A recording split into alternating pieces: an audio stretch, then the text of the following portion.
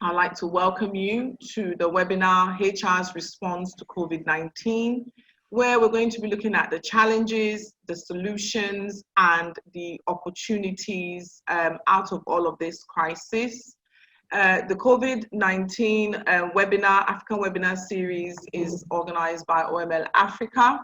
And our intention really is to be talking about the issues in as far as possible from the African perspective. So I'm going to start by introducing myself formally, and then I'll allow my panelists to introduce themselves, and then we'll be on our way. So I'm Anita Riafi Esino, for those of you who are engaged with me for the first time. I'm the CEO of OML Africa, and I'm also an industrial relations expert in HR. I could just go on and on, but I think you can see some of those of you who know me know that I champion HR. I am an international HR consultant.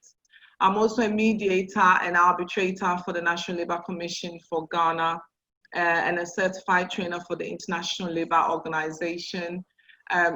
This area is a passion of mine. I work in it, and generally I have a passion for it. And hence why you will find me trying to do as much as I can around issues concerning the human capital management. So that is me. I'll move over to allow Ola to introduce himself and give us a brief background of where he's coming from and who he is, and then we'll move on to our very dear Kojo as well. So Ola, if you can introduce yourself. Good morning, Anita. Good morning, Africa. Good morning, Nigeria. Good morning, Ghana. And good morning, HR community of practice. My name is Ola Sunkade Aziz. Currently, I work with a Resort International Group as the group head for HR. I have responsibility for HR function across 6 viable businesses in Nigeria.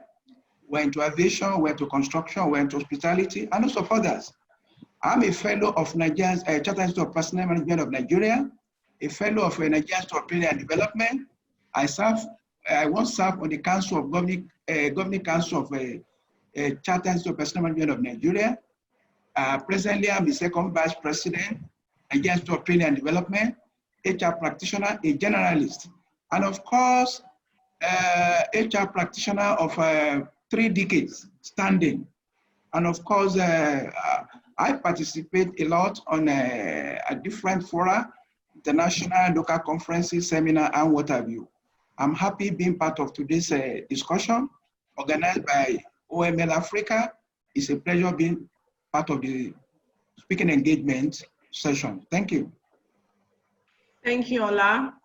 Kojo, if you do us the pleasure. Yes, Anita, my video is not activated. Okay, let me activate you. Yes, but I'll still keep talking anyway. Yeah. So my name is Kojo Emisa, and I'm a lead executive. That's the title, and then I'm the principal consultant of CITAM. CITAM is an organization that focuses on HR education, as well as HR programs implementation, and then organizational strategy. So most of the work I've been involved with is helping organizations develop their strategic plan for the entire organization, and then zoom into what kind of HR initiatives you can embark on to actually help the organization achieve success. And then in Ghana too, I represent Society for Human Resource Management, which is a US-based professional organization. They run membership conferences and then certification. And in Ghana too, we promote SHRM certification. So basically my work, if I have to summarize my work, I always say my work is about strategy and performance. I think that's just a little bit about myself. Fantastic. Thank you, Kojo. So we want to tell all of you that you are in very good hands, okay? All right, so just briefly about OML Africa. I won't spend too much time on this because some of you already kind of know what we do. But we are an international core HR management consultancy. We have offices in Ghana and of course UK and Europe. We work across the sectors in Ghana and Africa wide. We have a very good team of consultants and operational team working at the various streams of core HR. For the purpose of COVID-19, which we know it's causing a lot of havoc, we've actually put these webinar series together as a way to kind of add value and give something back, but also to allow a lot of our experts and experienced practitioners to also share insights with you to help you through this journey. And some of the webinars, the on-demand ones are paid, but the vast majority are unpaid because we don't also want finance to be a barrier. And then we have our advisory services along for the COVID, which is really focusing on the legal side of a lot of the issues happening. Interim and then business continuity. We're doing a lot of business continuity because, of course, the issues happening are not precedented. We were not used to what our existing business continuity plans are. So there's a lot of elements for the people side of the business continuity. And of course, we hope there won't be any disputes, but should you have any disputes, of course, we can also help you with that. All right, so now let's move on to the job at hand, shall I say. We're going to be covering the HR's response to COVID-19. I've not done a whole list of topic areas because, to be honest, the issues are many and we could not list them here. So I'm going to start by just giving a brief of the COVID-19 to bring us all on the same page. And then I'll allow the panelists about 5-10 minutes to give us their briefs on the areas. We're focusing on challenges, solutions, and opportunity. Then we're going to tackle each of these areas with your questions and, of course, with our insights and experiences that we're having. So that's where, following a brief, you can drop your questions, comments, suggestions, etc. And we'll begin the conversation in a little bit more details, focusing on the key areas. All right. So let's just start by just bringing all of us to the same page on what we know so far about COVID-19. Okay, so it's the coronavirus, of which we've shortened to COVID-19, and it started in December 2009 in the city of Wuhan in China. The World Health Organization declared it a pandemic, a global pandemic, on the 11th of March, and COVID has then since spread to over 100 countries and has led to over millions. I don't know if we're on 3 or 4 millions now cases within this very short few months. There is no cure for COVID-19 at the moment, and patients, we have been made aware, are treated based on the symptoms that they have. So if you have a fever, they are giving you ibuprofen or high fever medicine to treat it. If it's a sore throat, they are going to treat that symptom. Estimated time for vaccination has been said to be between 12 to 18 months. So that really takes us into 2021 somewhere. Workplace preparedness, business continuity plans were slow to start, to be fair. The WHO and them could have done a bit better. So it kind of left, and then our governments were not really moving. So it kind of left employers a little bit off guard. They were anticipating, but not necessarily maybe being as proactive as we could have been. So that was a bit slow, but we've all very quickly picked up. Then the pandemic is affecting businesses and economies globally. I mean, every country that has this pandemic is affected, including Africa, our continent, and our various countries. It's estimated by analysts that these lockdowns or partial or full restrictions, where it's going for 3 months, is estimated that 25 businesses will close down globally. And where it goes beyond 6 months, we're looking around about 70% of businesses closing down. As, of course, practitioners, this is not good. That's a lot of jobs, that's a lot of livelihoods. So this is the situation facing everybody at the moment. And this pandemic is having a huge impact on employers, all right? And when we looked at the impact of employers globally, it seems to fall under these 4 areas, which we're going to expand on for our response. So number 1 is the business continuity. So we have this issue, we are challenged for the first time in our business continuity plans. We're having to deal with lockdowns, whether it's partial, whether it's full, we have to deal with it. Work environments have changed. We now have to, some of you may be working 2 workplaces, those who are working from home, those who are working on site. We now have to address remote working. Some of you may have had policies, some of you did not, some of you had systems, some of you did not. Whatever was the situation, you've had to very quickly adjust yourself to try to deal with this working environment changes. terms and conditions of employment and policies drastically affected quite a few policies, and of course the terms, the main contract of employment, or if you have unions, the collective agreement.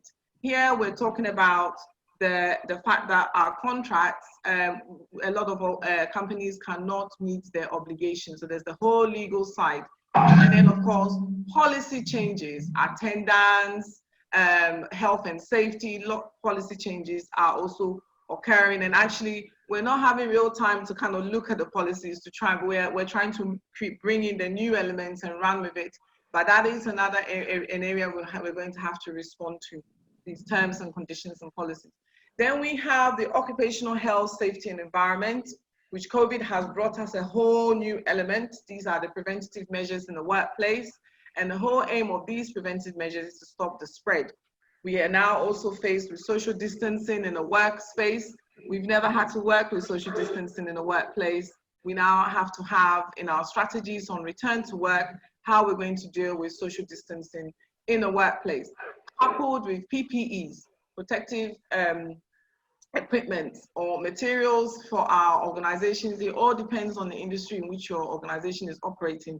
Some people may have less occupational issues to deal with, others will have more. All depends on your industry and the level and the number of staff you're dealing with. Then number 4 is wellness. We know we've been doing wellness, well-being, we have gyms, we have all kinds of insurance covers to do all kinds of leisure activities, etc. COVID has brought us self-isolation and quarantine, and then we now have to deal with mental health, physical health, etc. It's brought us a whole other elements that we cannot ignore. We have to take into account. So globally, these areas is affecting all businesses, all employers. And if you are an employer and you are employing people, you are having HR people, it is also now all of our headaches. Okay. Now, under these very nicely listed 4 issues, it seems very simple, but under each one are additional issues. And those are what we are going to look at, how we are going to respond under these key areas. All right. So on that note, I'll move to the panelists to put across their perspective on HR's response to the challenges, to the solutions that we should be looking at, and also the opportunities. There is a lot of opportunities for the HR as well. So I'm going to start by handing over to Ola. I'm going to give Ola 10 minutes to run through this, and then we'll move on to Kojo. Then we open up and we start talking a bit more. So Ola, over to you on your response, your perspective on our response to these challenges, their solutions, and of course the opportunities in relation to COVID-19. Once again, my name is Ola Aziz, a panelist. I'm going to talk on HR response to COVID-19 as a panelist. And of course, as HR practitioners, I'm going to talk about how HR could actually mitigate the challenges, profile solution, and at the same time open up opportunity. By way of introduction, we're all aware that COVID-19 actually started from one in China, December. We actually didn't have a dose of it until 27 February here in Nigeria, 2020. As at the last count today in Nigeria, we have 4,960 as at the last count. Fellow practitioners, you'll all agree with me, out of all resources available to any organization, name it, money, material, machinery, method, man, out of all this, man is the worst east.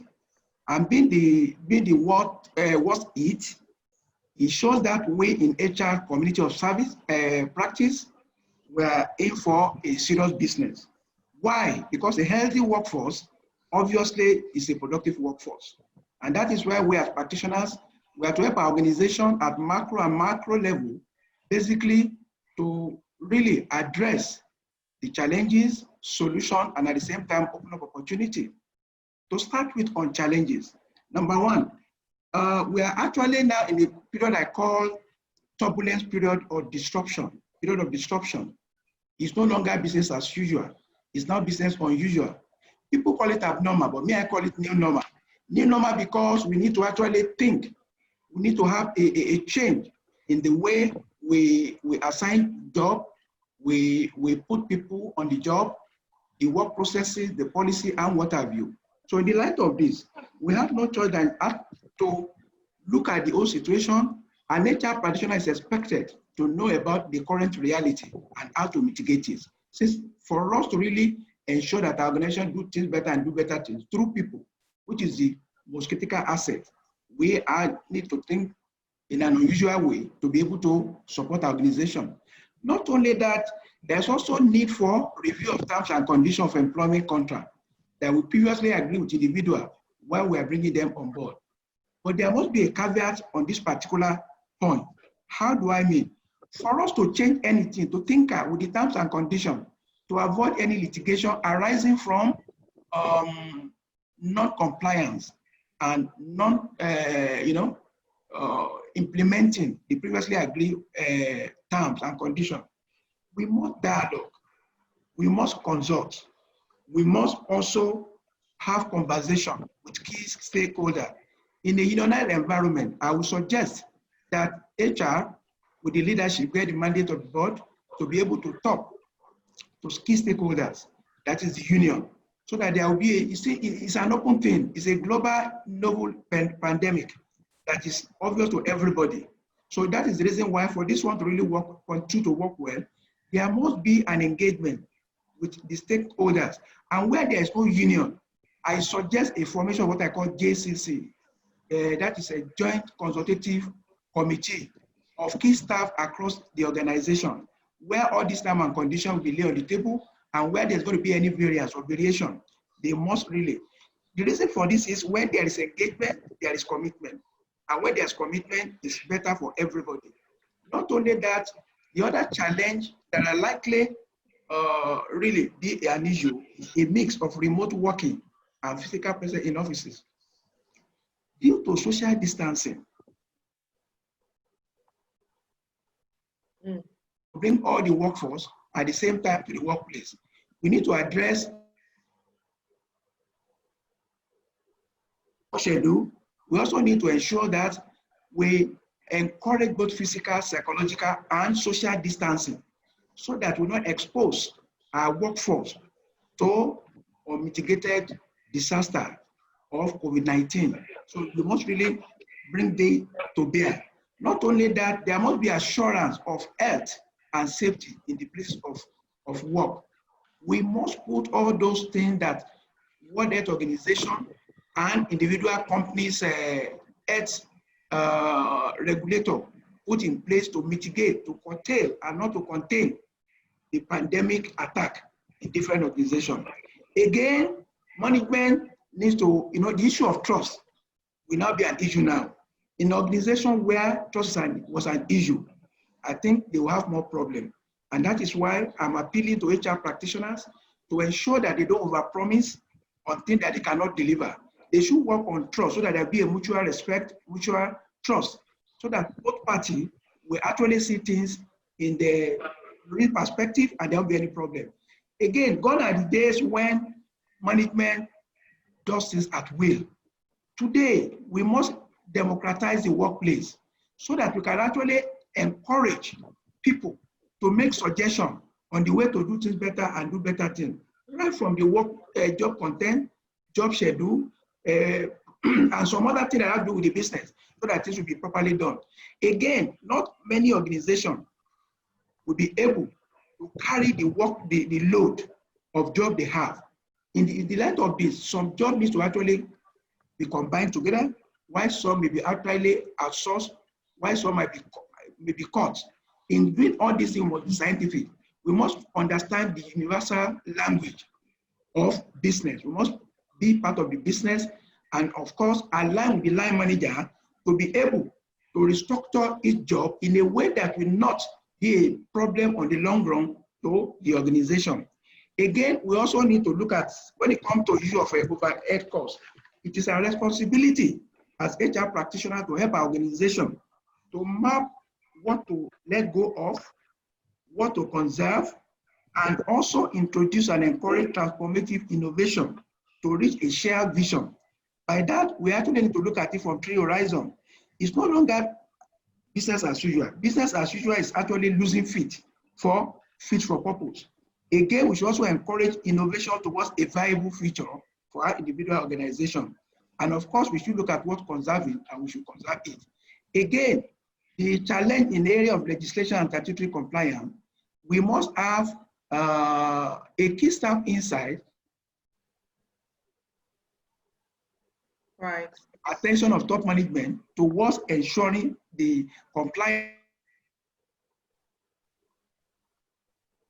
as far as challenges is concerned. Those are the key points I have for now. Then okay. Let's now. Mm-hmm. Okay, well, I'll give you another 5 minutes for just to touch on the solutions and opportunities. No problem.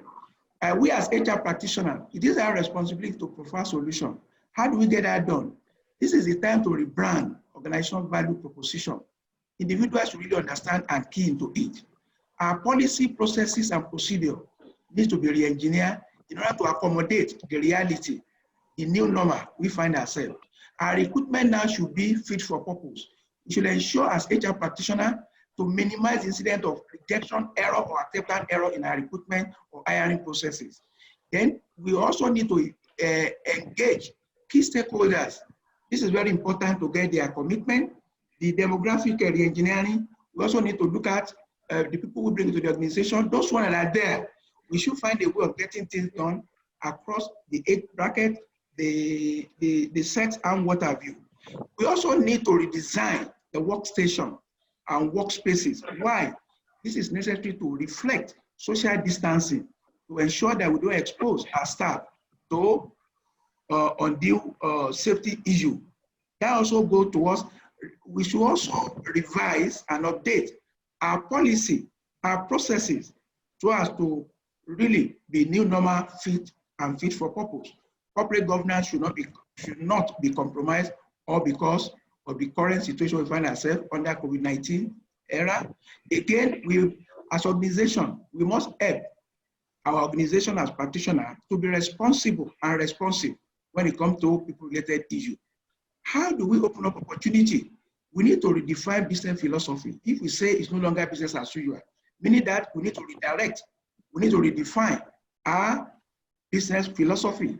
Of course, the universal language today is ICT, meaning that we also need to gather our data online, basically real-time data for people to get quality decisions that really help our system. We need to recalibrate the manpower in terms of quality and then quantity to be able to ensure that we actually leverage on them as assets. We must have empathy for staff, caring for them, listening. This should be a priority in the new regime of new normal we are in. We should eradicate recruitment error to ensure that there's no misfit in the way and manner and the quality of people we bring in. We must err in the concept of new normal and communicate this change, which is dynamics and what we stand to gain to all stakeholders. Of course, again, we must also really appeal to staff, educate them, expose them to civic behavioral orientation so that they can actually key into the organizational value proposition. We must leverage on ICT so that we can actually make things happen and we use less people basically to get things done. Again, we must ensure that there is healthy human interaction. On a final note, we HR practitioners, it is our responsibility to really support our organization through what I call by promoting 6R. Resolve. In resolving, we have to address the immediate challenges that the disease of COVID-19 has posed to workforce. Again, return. We should have detailed plan to scale as quickly as safely as we can our work environment. Reform. We should also try to reform our regulatory to ensure that it is in tandem and in compliance with legal requirement and legal framework to keep the business as competitive as possible. Resilient. We need to be resilient. How do I mean with this? HR practitioners should support their individual organization to ensure that there's required speed and discipline in ensuring safe and sustainable operation. We also need to reimagine the new normal of our work flow processes and how we can actually reinvent to do things better and do better things. On a final note, we need to reinvent key processes, procedure, so that we can actually enhance productivity and put people and treat them like assets, which I started with. Distinguished ladies and gentlemen, it is our responsibility to mitigate challenges, to provide solutions, and also open up opportunity to make our organization to survive as a response, as a responsible and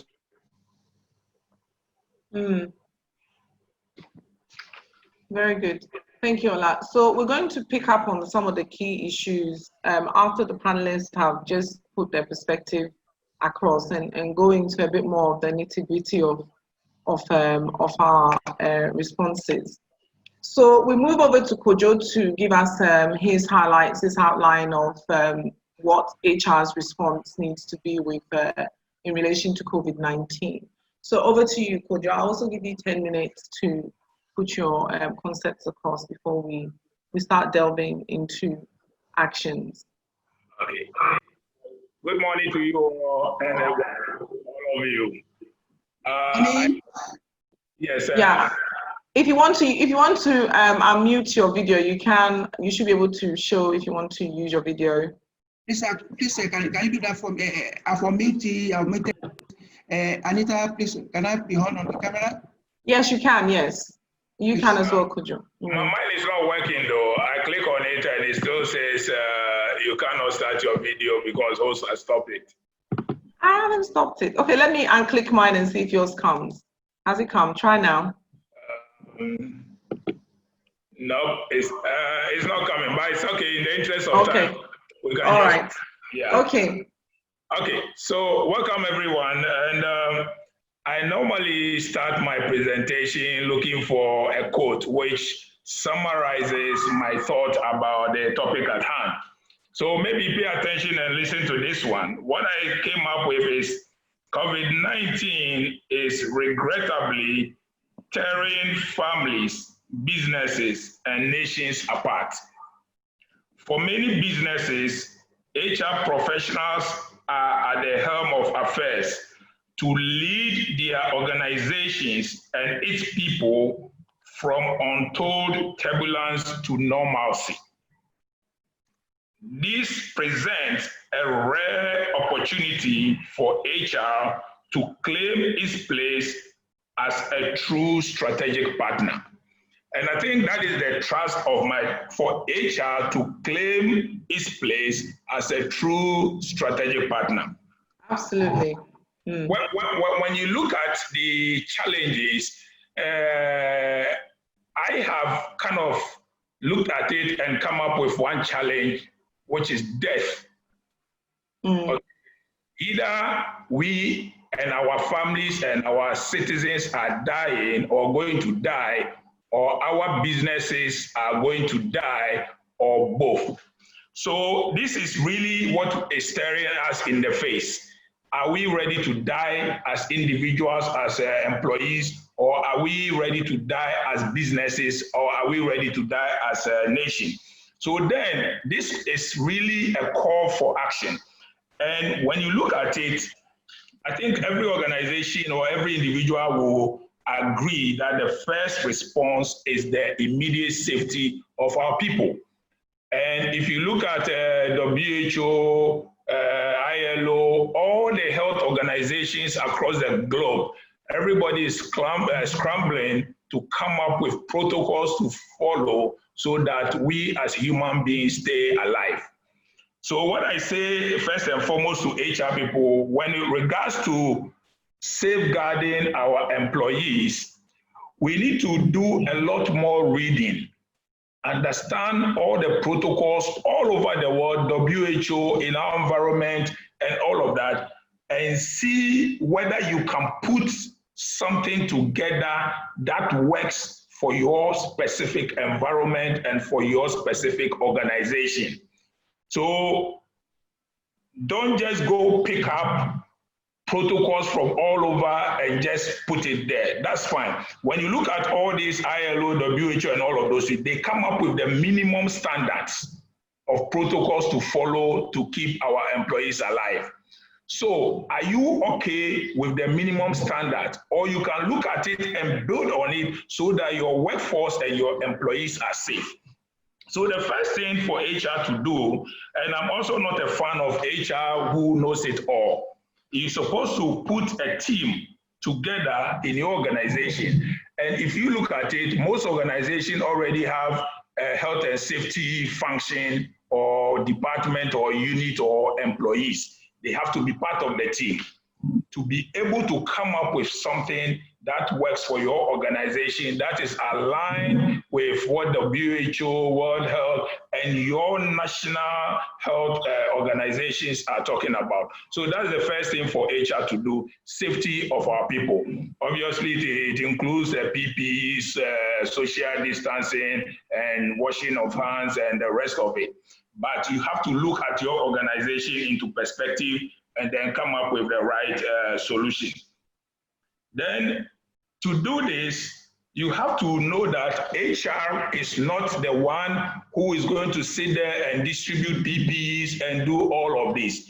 HR has to engage line management and educate and train line managers to be able to do these things effectively.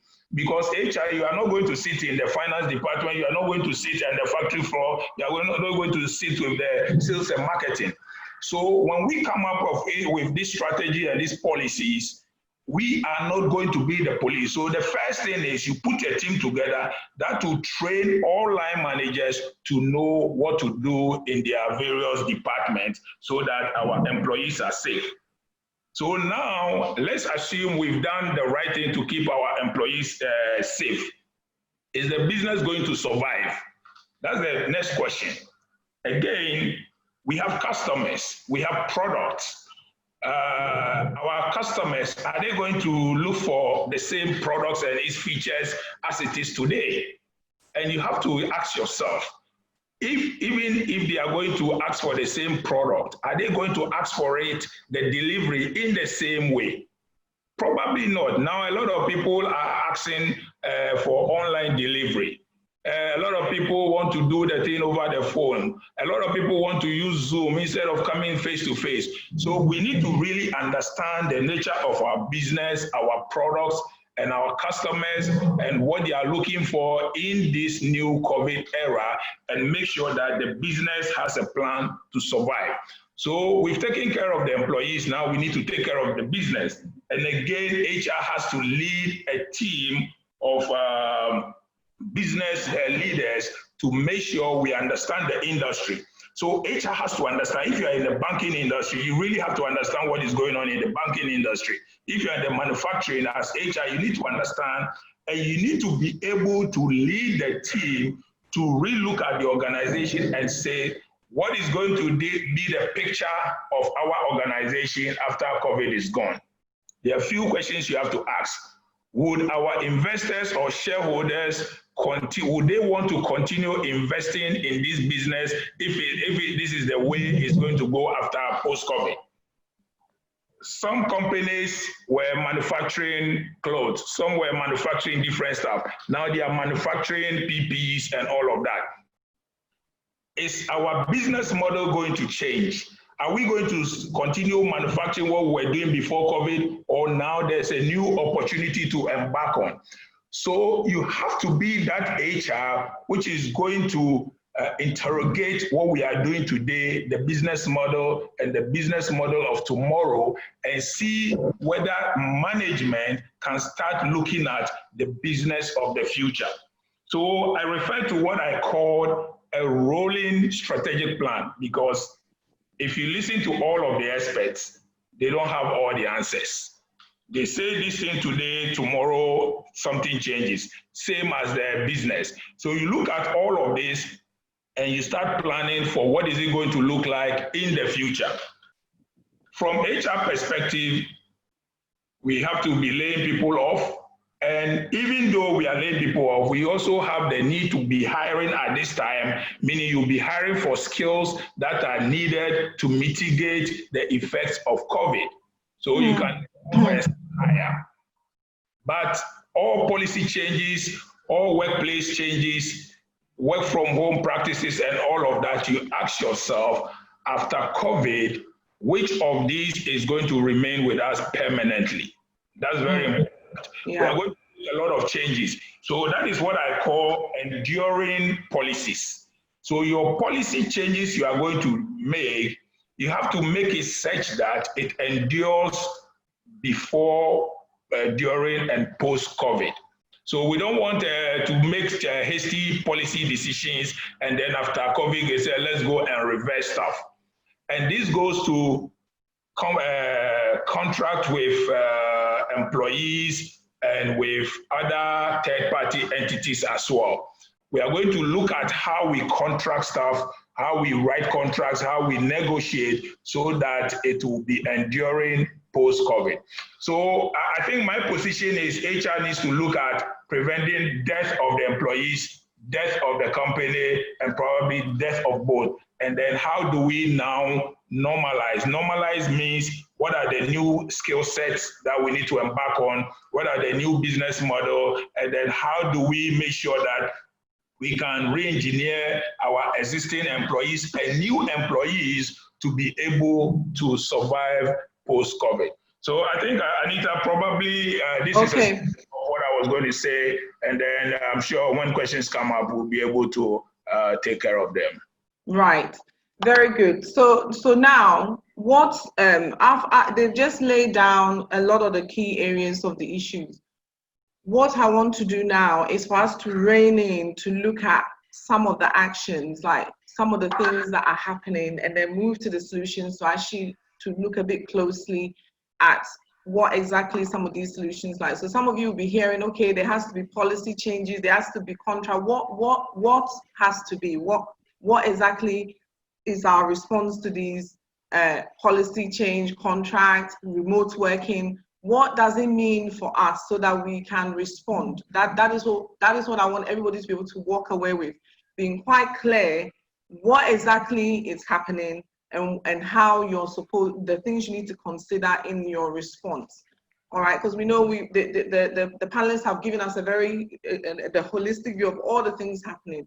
Some people, it will be more extreme than others in your organizations, others it won't. But we all need to understand, okay, so now what are the options? All right, so that you can now go and then develop your strategy for your response. So I want to start by looking at the immediate challenges, okay? So I'll list and then I'll ask Ola and Kojo to speak in, but I'll also be looking at your questions to also draw in. All right. Now, in the immediate challenges, this is our headache: business continuities and adjustment to practices. Kojo has mentioned quite a few. Ola also did so. Terms and conditions. Now, business continuity, we are talking about saving investments, and also, in as far as possible, saving jobs, okay? And then adjustment to practices is what we were talking, they've mentioned the remote working, the way that we are communicating with our customers, and so on. So we are faced with this business issue. Then there's the terms and conditions of employment and policies, okay? Now, we're working with a during and a post. Right now, we are in a scenario where terms and conditions of employment, we have to vary contracts because the employer is not able to meet his obligations, okay? And insofar as COVID-19 is here and it's nobody's fault, the laws haven't changed, HR. The laws haven't changed. So we have to manage everything still within the law. What does this mean to us? Occupational health, safety, environment, regulations and laws haven't changed. In fact, COVID, we are adding to it. Our immediate stress under this is around social distancing in the workplace, returning people back into the workplace safely, making sure that our preventative measures are working. And this is not as easy as I'm reading it. I'm reading it to you. That's a big problem. Our whole health and safety. I mean, here we are where people are talking about, okay, well, we need to disinfect communal areas. People need to disinfect their workstations. Have you put a plan together? You cannot go around, we cannot have workers walking around with bleaches. Next minute, we're having skin burns, eye burn. We need a strategy. We literally cannot just implement things. We have to think through the risks as well. Our cleaners have to be taught how to disinfect our communal areas, or how to clean, how to do the proper disinfectant. All these issues are under health and safety, which we didn't, we may not have been carrying before. Wellness, talent management. Insofar as we're in a crisis, do we want to lose all our workers? What is our acquisition and retention strategies to keep our best workers, that we don't end up losing them or mistreating them? And then at the end of all this, we now have to rehire, and our best talents don't want to come. Are we thinking about even the people who are staying behind? We have issues with talent management. Industrial relations, those of you with unions, are you engaging the unions? This is not no time for jojoing. What is your response to the unions? Because you cannot unilaterally change collective agreements the same way you cannot unilaterally change contracts unless the jurisdiction you are coming from, the law allows you to do that. Okay, so how are we responding with industrial relations? Remote working, another one. How many of us had policies? How many of us have had to just implement? There's a lot of issues around there. In fact, one of the headaches for employers is this remote working. In Africa, we are challenged with connectivity, security, even having the laptops. Some people are having one laptop at home, their children are using it for school sessions and so on. How are we dealing with these challenges? People are working from home, and now because they are home, they have distractions. Are the working hours, we are telling them to work 8 to 5, is it realistic? Do we need to be doing core hours, flexi working? What is happening? This is our immediate challenges under remote working. Managing productivity. How are we managing productivity for those working off-site? What systems, what technology are we using to help us? Are we still using our manual processing? Is it working? This is an important one. In fact, a lot of the CEOs I've been speaking to, this is one of the problems they have, and that's one of the problems that turns them off remote working. How productivity will be managed. HR needs a response to this problem. Managing company culture. Here we are where COVID has just turned us upside down. How are we coping with company culture? Because I think some of you will agree with me that COVID has really revealed the true culture of our workers, our managers, our whole companies. All right, and some may be very positive, some may not be so great. What is HR's response? Employee morale. It's a very difficult time. I've been saying to my family, being a consultant right now is quite miserable because you have to have I'm having so many conversations on job losses, pay cut. It's so depressing. Even my morale goes down, then I have to try and bring myself up. So you can imagine employees, managers, even you, the HR. How is HR responding to morale, with keeping morale up with employees, managers, even yourself? HR capability, us, our skills and knowledge to cope with this situation. Are we being realistic with ourselves? Where our gaps stop, where our capabilities, our strengths are? Do we need to attend courses online, engage with peers who know to help us through this?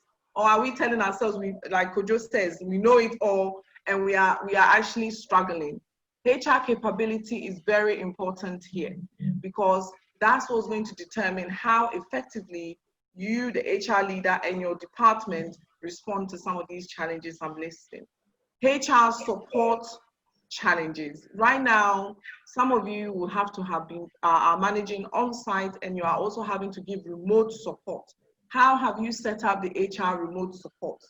Are you at home working but you cannot access your data or anything? Or are you having to go into the office to save things on USBs? What is your support setup remotely and online? These are the challenges we are facing, and these are the things HR has to respond to. So I've just tried to compilate all the points Kojo and Ola had on their slide into this lot. So I want to allow us like 10, 15 minutes to discuss what some of these immediate challenges that you are facing that we've listed here, and also get some insights from you on how you are responding to what you are preparing. Whilst I look for the questions, maybe Kojo and maybe you want to say some points on some of these immediate challenges that I've just listed, like some suggestions and so on, or other key points perhaps as well, whilst I look at the questions that are coming up. Okay. I guess I'll get Ola to go first. Ola. Right. Kojo, no problem. Yeah. Thank you, Kojo, for giving me the slot and space. At least I know you are maintaining social distancing space. You will agree with me that HR, as a function, as a profession, as a practice, is too critical to actually run on autopilot mode. We need stakeholders to actually address all the challenges, whether immediate or future. How do I mean? First of all, for HR to actually really key into in managing effectively and efficiently the challenges we have just listed, we need top management buy-in. HR needs to be mandated. And not only that, as we've also trashed out in the course of this session, HR must be literate. When I'm saying literate, I don't mean university literacy. Literate in terms of the reality on ground. We need to read, we need to consult, we need to interact across social media, different media of getting information. Let me talk about the business continuity and adjustment to practices. As I said earlier on, it is no longer business as usual. For us to sustain our business as a brand, we need to change some routes to the market. That has to do with marketing. HR needs to really be knowledgeable about marketing. And that is why line management or line managers as stakeholders, they are key in the way and manner we actually get things done. For us to change the job content, to redesign job description, to also thinking of who to lay off, who are those ones that are talent that they are so precious to us that we need to take care of. HR need to really understand the knowledge and the business across the value chain. HR must really understand the universal language of business so that being in business can actually be justified. So what do I mean by that is, number one, HR needs to know its environment, know people that are there, know the nature of the business, the dynamic of industry they are working in, and of course, the peculiarity of their products and their clients and what have you. So in the line of this, for business to really continue, HR needs to assume the role of a business manager. Yeah. You need to know the role played by each and every, key stakeholder in the system. As we are adjusting, as we are bringing in adjustment mechanism to respond to occupational health and safety in the environment, to think about the wellness of the workforce, we must really do things in a way that by the time we are talking, people will really respect us and we have a seat at the table. So for us to get that done, we must understand the language of the business. Again, in anything we are going to change, basically that has to do with the terms and conditions of employment, I foresee a lot of litigation post-COVID, because many people will be there in the law court to claim their rights, right? So for us to really ensure that we don't have any problem with our union or with our workforce, we must really understand the dynamics of the need to talk to staff, the need to negotiate with the union leaders or labor leaders. Yeah. And again, we also need to know, I know force majeure, some people may want to apply it. It might not be in all cases force majeure will really happen. In businesses, in outsourcing and what have you, that can be. But we need more of job rather than war in talking to union to bring them to our side through social dialoguing, as we mentioned in the item you listed. We must really let them know why we are here. We must really engender the culture of sense of belonging, so that at the end of the day, Yeah, organization.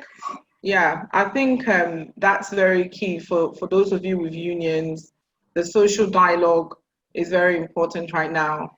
I know that a lot of the leaders, the union leaders, know the scenario.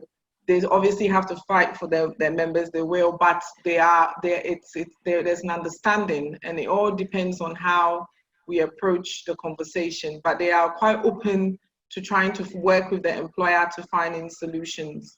So social dialogue is very key here.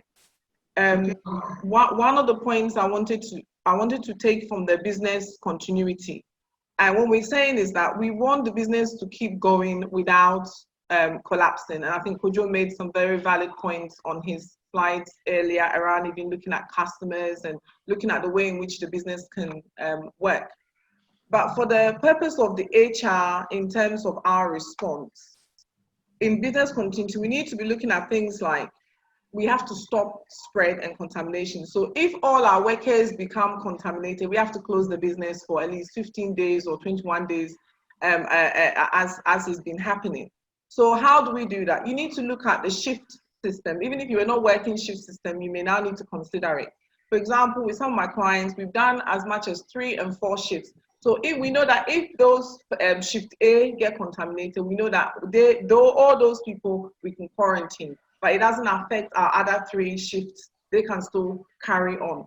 All right. And then we have a system that if anybody gets infected, then when we quarantine, we have to do a whole clean. You need to have a plan to deal with continuity. So shift system may be one to split the employees so they are not all together coming on site, so that if you should have an infection, you can quarantine those who are infected, re-clean and redo everything in the organization, and the other employees can carry on. All right. You need to look at things like the social distancing. You know, if you were having a smaller organization and you were before having 10 people in a room, you now know that's not possible. So you have to consider some working from home. You have to reallocate them in other spaces. Is that possible? All right. In order to ensure that you're trying to stop spread and that business continuity can come in. All right.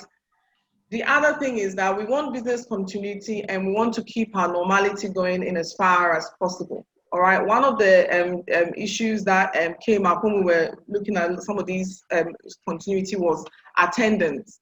How do we deal with those who are working from home? Some of you have clocking in, clocking out systems which work when people are physically coming into work. However, here we are where some of you have taken a decision, some people have to work from home. Some of you don't have a choice. The directive of the government means they cannot come to work, etc. How are we dealing with attendance? This is all part of our business continuity and managing our staff. So now HR, this is the best time for us to put business cases together for technology. If before your leaders are telling you don't have money, they don't see the value, this is one. What we've been doing is we've been using an app. It's called FieldSense. We put all the locations of the workers in. So those working off can clock in, clock out. Those on site can clock in, clock out. We are able to see what is happening no matter where we are because it's obviously online. You're going to have to look at technology to help you with some of these things we're talking about. You're going to have to do some research to find out what's going to work in the interim. We're talking about immediate, meaning this is happening to us now. So we've got to find a way out. These are some of the things. How are you managing attendance? How are you managing productivity? How are you dealing with continuity in terms of stopping the scenario where everybody has to go home with shift systems and so on? With shift systems, you can also automate those. There are lots of shift systems online, which means that you can control the shifts. Even if you HR have to be at home, you can still work the shifts and send to everyone. People can even sign in using these systems, and you don't have to call somebody, text somebody, WhatsApp somebody. So for me, I'm saying that number one response is using technology in some areas to help us with the remoteness element that has come into how we are continuing business and managing our workforce. I don't know, Kojo, if you have anything to add on that, on the business continuity. It's a very big issue, how we continue to work amid this scenario. And I believe technology has to play a role if you're not already using it. Yeah. Yeah, I think I want to pick it from the remote working and then the managing productivity of remote workers. When we talk about work from home, I mean, I started working from home way back like 20-something years ago. My company in the US, we were working from home. But there always has to be a policy or some type of guidelines. Right? Exactly. When you're working from home, you basically try to create a home office for the employee. So there has to be, the policy first and foremost has to address that home office you are creating. What are you supporting the employee with? Are you supporting them with a desk? Are you supporting them with a laptop? Are you supporting them with data and connectivity and whatever is needed? So to just say because of COVID, everybody should work from home without thinking about how they are actually going to do it is a non-starter. You have to provide data, you have to provide a setup. The second thing you have to do is training for employees on how to work from home effectively, and training for supervisors on managing remote workers effectively. Because you just assume that because you say people should work from home, now everybody is so productive and they are doing it right. Okay, so those are the basic premise. But in terms of managing productivity, maybe let me just share a funny personal experience. I used to live in Miami, and then my boss will call me in the middle of the day, say, Kojo, where are you? I say, I'm at the beach having fun. And really, at times it's true, at times it's not true, right? We just joke about it. But the point is, until your boss knows the output you are supposed to churn out, no amount of monitoring can do the trick. So where the boss has to understand the amount of effort required to deliver a certain output. So together, you discuss this output and you discuss how it's going to be done. And then you also discuss check-ins with your boss. Unless it's an emergency, you have to know that maybe 10 o'clock my boss checks in, or 2:30 my boss checks in. So don't also be the boss that is like always in people's face. However, in an emergency situation, you have to do. So if you are able to sit down together and understand, and all these things has to be in the policy, meaning identify quantity of work and what is required for the employee. So every point in time, you know that, or by the close of this week, this is the output that is expected from this person. And between you and that employee, you should know that if you didn't put in anything close to 40 hours or whatever number of hours you are expecting, be it 20 hours, 30 hours, 40 hours, if you don't put in that number of hours, there's no way you can do that job. And this is where HR workload analysis I've been saying comes in. You need to be able to go through workload analysis to understand all the efforts that goes into delivering a certain output. You take into consideration whether it's a starter or a mid-level person or a highly matured, experienced person. So there's some work that an experienced person can do in a day, a middle-level person can do in 3 days, and a starter can do in 1 week. All these things goes into workload analysis to be able to determine. And then education and the monitoring and then providing the support. The last thing I'll talk about work from home is the psyche of the employee and the psychological well-being from working from home. Initially, it will look like fun, okay? But if you wake up, you see your children every 24/7, your wife 24/7, she's working from home, you are working from home. In the end, something has to give. So I think if all these are enshrined in your policy, and you have a way of managing it, I think work from home can be fun. When I used to work from home, obviously it wasn't COVID time, but you still have office days, okay? Because you cannot be stuck in the house for 5 days a week working. Everybody will go crazy. So how to manage this with the shift system that, well, maybe you work from home 4 days. By the 5th day, there's a 2-hour meeting in the office, at least to meet colleagues and to see people and do the whole thing that we used to do. So I think it can be done. Managing, you need to understand workload. You need to train employees on working from home. You need to train supervisors on working from home. And don't be the HR who is calling people and say, where are you? It is not your job. It is the job of the line manager. Get the line manager equipped to do those things effectively. Right. I think that's the nail on the head. That's one of the policies that if you didn't have, you'd have been working with something now, some rules on working from home. But it is definitely one of the policies for post-COVID as well. And you do need a policy. Now, the issue of tracking productivity and remote working, etc., has been one that has been coming up. So we're actually we've been reviewing some of the productivity tools and platforms and what we're going to do. We may write it as a document or just do a recording and just share. But I want to share one of them with you that actually we use, and we've been using it with clients as well. It's called Zoho Connect. And it's talking about what Kojo just said.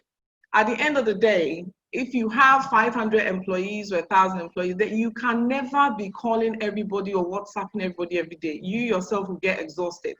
What we're interested in is that we understand that we cannot manage the gray areas, okay? So what I mean by this is that it's unrealistic of us to think that somebody working from home is going to sit at their computer with an hour's break at home from 8 o'clock to 5 o'clock. If you think this, you are kidding yourself. It is not going to happen. So we cannot manage that gray area because we are not there, we cannot control it. What we want is output, like Kojo said. We want people to deliver a good level of output so that we can keep our business continuity going, okay? So that means line managers and HR have to make sure that tasks are set and people are still working with KPI. The challenge you are faced is, how do I track that these people are actually doing this? That is where I'm saying technology comes in. So if you take a platform called Zoho Connect, there you can literally run your whole whatnot on this platform. You can create groups, you can create tasks for groups. So if we are the finance department, we will have how we customize that. We broke it down into backlog. So backlog is where all the tasks starts from. Then we've got it's assigned. So it's assigned. So in this system, you are able to see in the finance department all the tasks that has been assigned to so and so, and all the deadlines and so on. And every time, as they are working on the task, they are supposed to be updating on there. So when you go into the analytics, it can even tell you how long a task has taken to be completed. It can tell you the tasks that are lagging, meaning that nothing has happened. They are just sitting there. This makes your life easy than you trying to use Excel or what other manual system maybe some of you are using to try and track 500, 1,000, even 10 people. It's not, for me, I believe HR's response is to also be efficient and effective and bring solutions and ideas into the organization in terms of the way it's working to be more productive. Zoho would help you to do all that. You can track comments and so on. So in these tools and things, we're going to demo for you to understand how that can work. But you really need technology. I mean, if you've got a manual system and it's working great, but I know that one of the problems is, like Kojo just said, you thinking you have to call people or be checking whether the person is online and all of those things is counterproductive. You need a system where whether you are looking or not, people know that the managers will check, because the managers have to come in on here. That's why they call line managers. They are supposed to be managing their staff, whether they are working remotely or on site. And you have to train them, like Kojo said, to be able to use these systems. And your job is just to be monitoring, making sure that things are flowing. If you have a lot of employees, trying to manage them manually is difficult. So you need to look at systems. Some of these systems, you have a free version. Fine, the free version will always have limitations. I always say you should try to at least subscribe to the next level. And a lot of these, they are not very expensive. And that also ensures the security of what you're doing. It's not that the free ones don't have security, but of course, anything you pay for, definitely you're going to get a higher value or even more options. So when we share those tools with you. We hope it will help. But we want to make the point that in business continuity, you need to consider technology to help you along the way. I mentioned the attendance. There is an app. Everybody has a phone. Most people have. Those who don't, you can find a way to handle it. Maybe they will be the ones that have to email in or WhatsApp in, or you find a solution for the few people who may not have smartphones. But this app means people can clock in, and actually you can tell whether they are in where they should be, because you'd have recorded where their locations are. They bring the locations and it's put into the system. Makes your life easy. You just go into the system and you can see all the people who have clocked in, all those who haven't clocked in, and you'll be able to address it accordingly. Technology, I will repeat, needs to play a role in this scenario, not just now, but also moving forward into post-COVID. And this is the time for HR to make a case for technology, because it makes life much, much more easier. All right. So now we have some questions, Ola and Kojo, that I want to read out so we can respond. Someone has put, if we do not line up in the chat room, so we need to actually address them. Yeah. So the first question is, if we do another contract to cover COVID-19 challenges, what happens when the pandemic is eventually overcome or over? Then we go to the original employment contract again. But then the question is asking, do you revert back to the original contract after COVID-19? Okay, I'll make a response and I'll take it to Kojo and Ola. Now, the issue is, you are not doing another contract. You are asking for a variation in a contract temporarily. So yes, at the end of COVID, you would have to revert back to the original employment contract, unless at the end of COVID-19 or before you decide you want to end that contract by mutual termination or redundancy. All right. So if what is happening now is we are having to go to our employees or our unions and ask for a variation. Okay. So when you agree on what those variations are, you are supposed to draw up an agreement to highlight what has been agreed. Okay. But that is, unless you have agreed to completely change the existing contract, if you've agreed to do that, then your agreement will reflect that. But if it's just to vary temporarily, meaning you've gone to them to propose a reduction in pay cuts, to take career breaks or lay off without pay, or any of those furlough and all those things, are all temporary measures we are trying to use to survive, to keep the business going and to keep jobs. So if you've gone to them for that, these are all temporary variations. You're asking them, you're saying, I cannot miss my obligation, i.e. pay you full salary, give you all the things that I have signed in a contract with you for. So I am asking, in light of the situation, to vary and this is what I can do to keep your job or to keep the business going. And it is up to them to agree or not. It is better for you to get the consent of the workers and of the union, unless, like I said, I mean, we have people from Nigeria, Kenya, and Sierra Leone, other places listening to us. Unless your labor law states otherwise, that you can just make changes, you still have to work within the law. And if we're working within the law, it means that we are bounded by our current contracts, which means for anything to change, we need the employee or the union, if it's a collective agreement, to agree. Okay, so you go for a variation with your proposal of what you need to happen in order to continue. After COVID is over, you revert back to the original contract. That is what is happening. So in as far as possible, I know some lawyers and people are saying all kinds of things. You cannot unilaterally change people's contracts without consultation, without dialogue, without explaining and them agreeing. That would be a breach of contract. So I don't know if that answers the question. All right. I don't know if Kojo or Ola wants to add anything to that. Further to that, you've actually said it.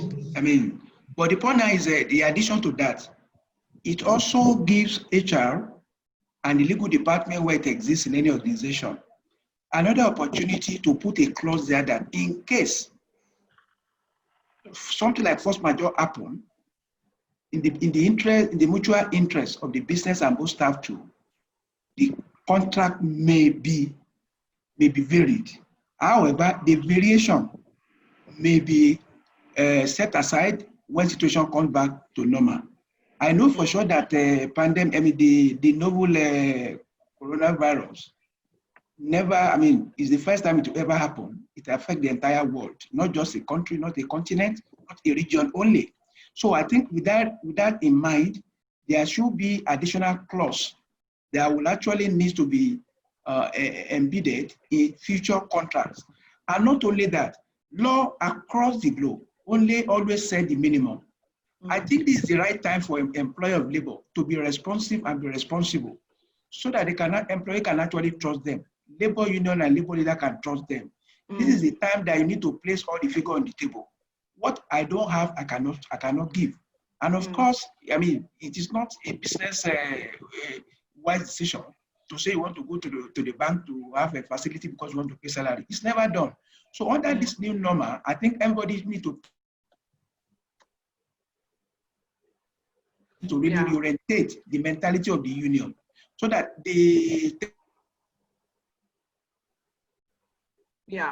that these particular organizations like our farm, if you tend it well, we all harvest it. If you kill it, nothing for us to share at the end of the day. I think more consultation, more conversation, and at the same time, mutual trust and mutual respect is very important. Yeah, and the other point to add to what Ola just said in relation to the contract, what you have to understand is that as of now, we're seeking variation which are temporary, unless, like I said, you are able to agree otherwise. It means post-COVID, definitely Ola is right. One of the changes or the updates we have to look at is the way our contracts are written. And again, any changes or addendum or whatever we want to propose to the employees or the unions to add, we will still have to negotiate it. And remember that, especially if it's a less favorable term, meaning that, for example, if we didn't have anything currently in the contract about pandemics or variation, I, the employee, now have to ask, is it in my interest to agree for you to now put it in the contract? Is it a favorable or less favorable terms? All right, so we are going to be faced with these challenges because definitely we know our contracts have to change. So then are we in a situation where we're going to say, okay, we're going to have to manage our existing contracts and then we're going to have to try and change the terms? Or are we going to use our rights as employers to do policies and bring the change through the policies? This is a lot of our post-COVID headache. All right, right now we're kind of preparing for the new normal, and we have to think about these things because if a term is less favorable, we all know that somebody is not going to agree to. So in which case, how do we make the variation that we would like to add to these contracts moving forward? That's where we're saying we're going back to our original contract, but we want to do so with some edits, with some updates or some changes. How do we put it in a way that it's balanced and fair so that we get agreement from the unions for the collective agreement and from the workers for the contract? This is some of the things you need to think about, the idea of less favorable terms, okay? Now, whilst we're on this topic of contracts, I just wanted to list some of the policies because I know that I've been to a few webinars and they kind of mentioned, but no one is really stating what policies we need to be thinking about. We are already thinking about some of them now, but we need to plan for post. We're going to have to review these policies. We're going to have to update them. We're going to have to look at the clauses and so on because of what's been happening. I'll list a few, and perhaps maybe we'll have to looking at post, looking at them closely at another time. So some of them you already know is attendance. So your leave policy. Currently now, we are all having to deal with the issue of unpaid leave, the issue of people using up all their leave. Do we just let this year leave go and then start again next year? Do we take this year's leave out of next year? We are faced with all these challenges. So the leave policy is one. Sickness policy, we know we have two elements to the sickness policy. Now we are both working under COVID. Are we covering those who become infected or if they are quarantined, etc.? All these issues are here. It means if we are dealing with them now, we're going to have to look at our policy review in post-COVID on how our sickness and leave policies work in times like this. Health and safety, all protocols we have to review. We're going to have to add additional. If we didn't already have hygiene practices, they're going to have to become part of it. Our health and safety protocols are going to have to change and be updated in addition to the existing regulation. You're going to have to look at that. Kojo has mentioned the remote working policy. If you didn't have, and if you did, you're going to have to look at it. One of the key areas there that keeps coming up from all the curating we're doing is security. We have issues with connectivity, even having people having laptops and the systems. Kojo mentioned even a working area. What is our policy saying? Are we going to provide employees with desks and laptops and like create an office for them when they have to work from home? Or are we saying that they should do it? What is your policy saying? And now you're dealing with it now, but you need to think about it in longer sense, because we know some of us, it's here to stay. Training and development, Kojo mentioned about e-learning and whatnot. Post, we have to do some retraining, reskilling, even the HR ourselves, we have to go and update ourselves because there's so many things are happening and some of us, we have to develop our skills to be able to handle this. L&D, do you now need to look at e-learning? So your L&D policy, you have to look at it. E-learning, you have to look at, is it appropriate for us, video learning, all of these things you have to look at. Data security policy. It's all well and good us saying people should be working from home. How are we managing security? Are people taking customer information home to work?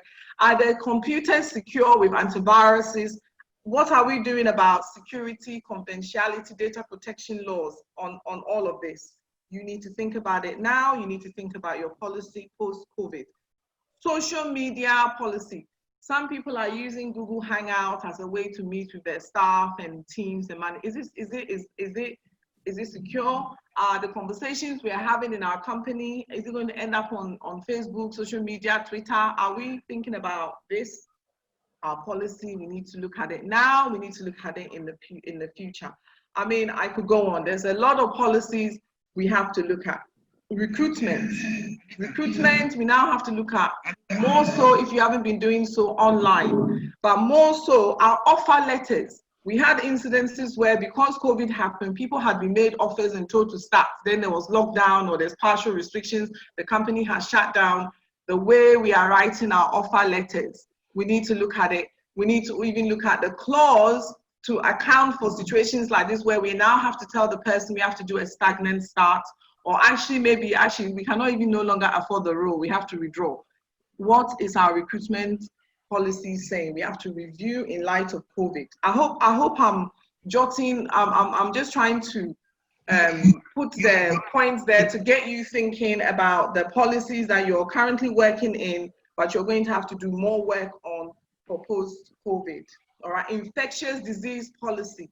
Some of you in certain industries will have this, a lot of us do not.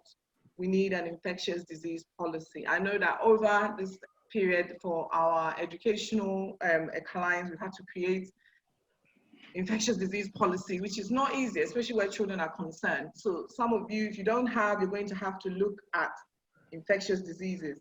Performance management, productivity, we just discussed elements of it.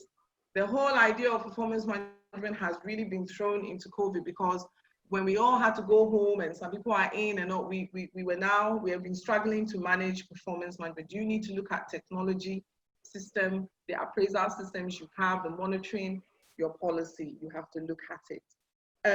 And so on. There's many policies, but I hope at least I've got you thinking that there's a lot of policies you're working in within, and there's a lot of policies, these same policies you're going to have to review and amend and update in preparation for future types of COVID-19. We know that we are being told by the health experts that infectious diseases are here to stay with us. So this will not be our first or last. So we now need to make sure that our policies and everything are being reviewed and aligned so that in future, we minimize some of these stress. Somebody is asking, an immediate challenge we have been facing is with mentees and employees who have been inundating us with calls, a combination of fear of job loss. People so fearful of the massive change staring us in the face. how do we manage the employees, especially inexperienced one, even experienced ones? This is emotional and psychological trauma. When an employee is this traumatized, productivity vanishes. This is very true. Kojo, I don't know if you want to pick this one. Yeah. On managing the trauma. Yeah. I think organizations have always talked about coaching and mentoring. And some actually have programs ongoing, and some also don't, and they talk about it, and some assume that the line manager is your coach. So I think the point you just mentioned brings to the fore the need for a formal coaching and mentoring program right from entry into the organization, so that you know there's an experienced person who is looking out for you holistically. Not just the job that you do, but your on and off the job, your career aspirations, and the rest of it. Because when you look at this COVID, when you're Ghana, I'm in Ghana. Ghana, probably we don't have much statistics, but listen to statistics from the US and from the UK, and then you're talking about mental health has gone through the roof, right? Because people are struggling with potential job losses, losing a family member, somebody you know getting sick, and then the fear of even going out there. So I think coaching, mentoring, and probably some form of counseling has to be part of our day-to-day work. If you look at the kind of training we have to do, we really have to place a lot of emphasis on behavioral training. Collaboration, meaning emotional intelligence, interpersonal skills, how do you deal with rejection, and there has to be emphasis on those training that we have overlooked in the past, because in the past we are focused on skills for me to do the job right now, but what's my state of mind coming to work? How can the manager identify that my state of mind is probably not right for the day, and how do they approach such a situation? Some organizations actually have appointed counselors, psychologists, to actually deal with such situations. Yes. So I think coaching and mentoring and counseling becomes one of the key things. But let me just add on one of the policies. I think maybe this is my pet peeve, right? With this COVID going on, I think the way we've looked at compensation and benefits, yes, with regards to classification of certain jobs, essential jobs. You look at most organizations across the world, the role of a cleaner is the least paying job. Okay. Yeah. We're not looking at those things. There are some jobs that are not quote unquote dignified or respected in organizations, but those are the jobs that is saving our lives these days. So this is where I think HR should now say, look, let's relook at all of these jobs and see what is most important to us. Are we going to live or die, and who does it depend on? And then relook at it. So this one is my personal thing, looking at all this COVID and looking at the frontliners. I think there are some people that we have actually sidelined that we need to relook at. Exactly. I think that's a very valid point, because right now the cleaners are very key. I think I made mention that one of the activity, the response of the HR is how the preventative cleaning and disinfecting should not just be told. People should you have to put a proper program together covering managers, workers, cleaners, drivers, security, and then of course the health and safety, where you are having those officers in place. And the cleaners' role you have to elevate them in order for people to listen to them, because they are very key. As we are speaking, let's all be honest, there's a lot of people who are scared. Nobody wants to really do the cleaning, but by the nature of their job, that's their job, they have to do it. So we have to make sure they are safe. We have to make sure that we are empowering them at this time, just like we've been hearing all the health workers and so on. There's a lot of frontline roles as well in the workplace that we need to be encouraging, and I am totally in agreement. I need to come in at this point. Yeah. How do we actually mitigate or address fear of loss of job by inexperienced ones? I think apart what Kojo said is valid, and I agree with it 100%. But in addition to that, there's nothing also bad for individual to think about self-development, to make themselves indispensable, and maybe upgrade themselves to become a talent. Nobody wants to lose his talent. In that regard, there should be a conscious effort on the part of individual to sharpen their skill of whatever job they are doing, so that they see them as not just adult, icing on the cake, but real recipe of the, in making a cake. They should make them, they should have that skill, and they should also be knowledgeable about what they are doing and the way they do things, and and the other one is about attitude.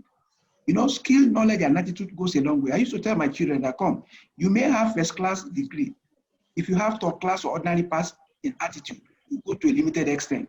So combination of skill, knowledge, and attitude make individual indispensable, and of course can actually upgrade them to the talent level, where if they are not there in the team seems to be incomplete. I think that also goes a long way to help individual to be part of the team that are so critical, and they are also adding value and value creating. Yeah. Okay, we've got a few more questions that we can try and get through. Someone is asking, from the employee union front, what key areas should the union leaders be looking at in ensuring employees are not laid off during these trying times? There are other alternatives. I mean, a lot of the layoffs or redundancies is really done to the bottom line. But there are, I think Kojo even mentioned some in his initial perspective. Some of you would have heard the introduction of the word furlough. Furlough is being introduced. We're talking about job sharing.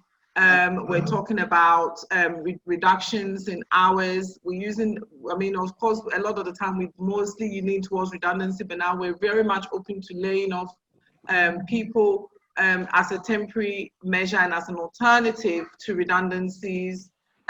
We're talking about moving from where maybe you're having salaries into wage structure where you pay the people as they work. All this, please remember, you have to put to your employees or to the union. We're talking about also piece by piece for some of you where that can be applied. So there are lots of options to look at. In one of our terms and conditions, we look at these in more detail, but there are other alternatives to trying to terminate. And that's where we're talking about, one of the other policies was the talent management. Your talent management strategy, you have to kind of review and look at how, in as far as possible, you're keeping talent. I know that the strategies that some of us have been using is that we're trying to protect the essential nature of the business to keep going, and we're also trying to keep the essential roles, all right, the critical roles of the business, those talents in there. So we've had instances where we've used layoff, but we've used layoff with even because full salary could not be paid, we are paying like an allowance to maintain that talent. So you can consider that as well, which is agreed with the talent that the company cannot pay you the full amount, but we want to be able to pay you some kind of amount because we want to keep you, want to retain you. Only we cannot have all of the key talent in. All right, so you need to look at different ways of managing your talent, different ways. Some employees, I'm telling you, are very willing to share jobs, to reduce hours in order for their colleagues to also stay in work. We have to dialogue, you have to engage. And I know it's not comfortable conversations, but you really do need to engage. It really makes a difference. You need to understand some people react differently, but generally employees can read, they can hear, they are watching TV, they know what is happening. What is really difficult is the mental health we're talking about, is where your employer is not communicating, but is taking decisions and doing things. It's fearful, it's anxiety. Think of your employer brand. Think about post. Are you with me? So engage and discuss and look at the alternatives. I had an instance with one of the unions where we went in for 50% pay increase or freezing of allowances.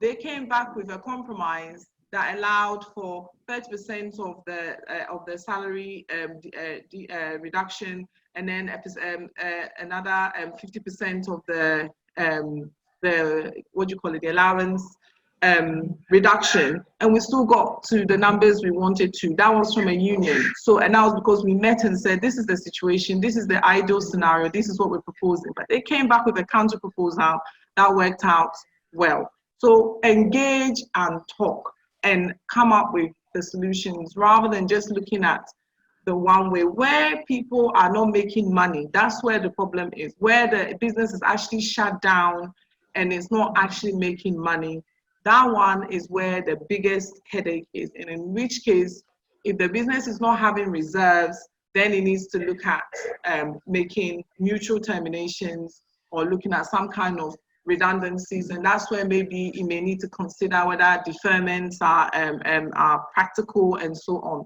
That's a different scenario, but where you are continuing is finding ways. All right. Now, just looking at our time and we fast spent it. There was a question here, which I think may be a good one. It says, so far it appears we've covered what HR should do in these trying times. I'd like to hear the panelists' view on the top 3 strategic measures the HR needs to take immediately to articulate beyond a reasonable doubt to leadership that we can immediately position our companies to do more or less to ensure that we stay relevant in the business while equally engaging our employees to accept to do more with less. Wow, that's that's a mouthful coming from a gentleman called Jeff from Maryland. Okay. Can I take that one? Kojo, you start whilst I think. Yes. I think, Jeff, probably what the question you are answering, you are asking is really the trust of what HR should be doing to see itself as a strategic partner. So I will fuse it with the previous question about what should the union be doing. The union, the HR, everybody should be interested in what is the business going to look like, okay? If a union focuses on employee this, employee that, it puts additional stress on the company and the company can go down quickly. And when the company goes down, there's no even employee for a union to renegotiate on anything. But what Jeff is saying is, how do we position ourselves so that after COVID, HR that is not in the boardroom will be called to the boardroom. And I think it's all about business, business, business. So HR needs to look at our business model, our clients, our products and services, and then the skill set that we can churn out to deliver that business of the future. So you cannot be HR and be focused on furlough, termination, this and that, when you don't even know whether the clients are still looking for the same product or service today, whether the current competencies that we have is what we really need to deliver the product and services our customers are looking for. So to answer his question, I think we have to be more business-minded, trying to understand where the industry is going and see whether we need to change even what we are doing in the industry instead of just focusing on one way. Because when you focus on the business survivor, the employees will be saved. So HR should think business, business, business to make sure that the business survives so that we can keep our employees. And also, do not be afraid to engage new skill set at the time when you are laying off people. It's very important. At times you are laying off people and then somebody says, oh, you are laying off people and you are still recruiting because you have no heart.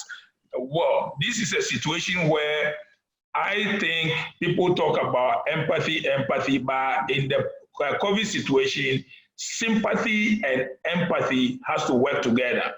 We have to be sympathetic to some of the causes and we have to be empathetic to some of the causes. But I also think you have to look at how do we get the business to become a better business. So if, let's say, I ask a question that if today somebody came up with a vaccine, somebody came up with a treatment, and then tomorrow every COVID patient is treated, would your business remain the same? Would you go back to business as usual? If the answer is yes, then probably we are failing. Every business has to see this, HR, every business has to see this opportunity to reinvent yourself to become a business of the future. And companies are doing it. Others are doing it across the globe. I watch CCTV, the China news channel, and Wuhan. All companies, they've changed their models. They've changed their models. All this work from home, are we going to work from home 100%? Probably not. But are we going to have a higher blend, which is more inclined towards technology? And the answer to a lot of people is yes. What kind of training are we going to? Are we going to say we are going to do webinar all the time? The answer is no. There has to be face-to-face training. How, in what form is that going to take for your employees and your clients to feel confident and comfortable? And that's what we think about. So I think HR really has to, some of these initial reaction, it was okay for HR to be deeply involved, but we need to start sharing those responsibilities and then lead another team to revamp the business so that the business itself becomes a much better business going into the future. Yeah, I mean, I think for me, Jeff, thank you for that question. For me, you're saying the top 3 strategic measures. For me, I would say that HR needs to be, to first of all, put into its psyche that is going to be on the forefront. Before we even looked at it, before I mentioned the first 3 from my perspective, the forefront, meaning that you are part of the leadership now. It is not waiting to be told. It is not the usual explanation and no one is listening and all those things we know of. Really, this is a time, this is the greatest opportunity for the HR to have visibility and get the position around the table. For me, the first measure I would say is around your role in business continuity using scenario-based approach. You should be able to know and be able to be using the scenarios that are happening to bring solutions, to bring offers on ways things can be done. Yes, we are used to you doing crisis management and whatnot, but right now, because the variables keep changing and the factors are so many, scenario-based along with crisis management is good. But for me, what I've seen working is the scenario-based. So I gave you an example before. I said about shifts to stop all of our workforce being contaminated. The scenario is, what will happen if all our workforce got contaminated? Well, we have to close the business. So in which case, what are we going to do to stop that happening? So for me, being very much part, number 1, of the business continuity strategies and bringing the solutions using scenarios for the workforce element of that business continuity. The second part is to manage the legalities, contracts and policy without incident at the end of post-COVID, meaning we don't end up in a labor commission or court. That is showing, that is a very good way of showing that the HR, is there. Are you getting me? We handled all these complexities without incident, number 2 for me. And then number 3 is returning people back to work safely, all right? Take in phases, controlled and in a progressive manner, all right? I totally agree with this principle where we are providing guidance and leadership. One of the very big problems our employees have is taking public transport, all right? So we need to look at the scenarios of what is available for us to make sure that they feel confident to come to work and that they are also able to return to work, return home safely. So our ability to really come in to bring in strategic plans to be able to manage and return everybody into work safely, and for us to go through without incident, without having one infection in our organization, and everyone can see that this has happened because the HR has been in the forefront, has been part of the exercise, has been bringing the innovation.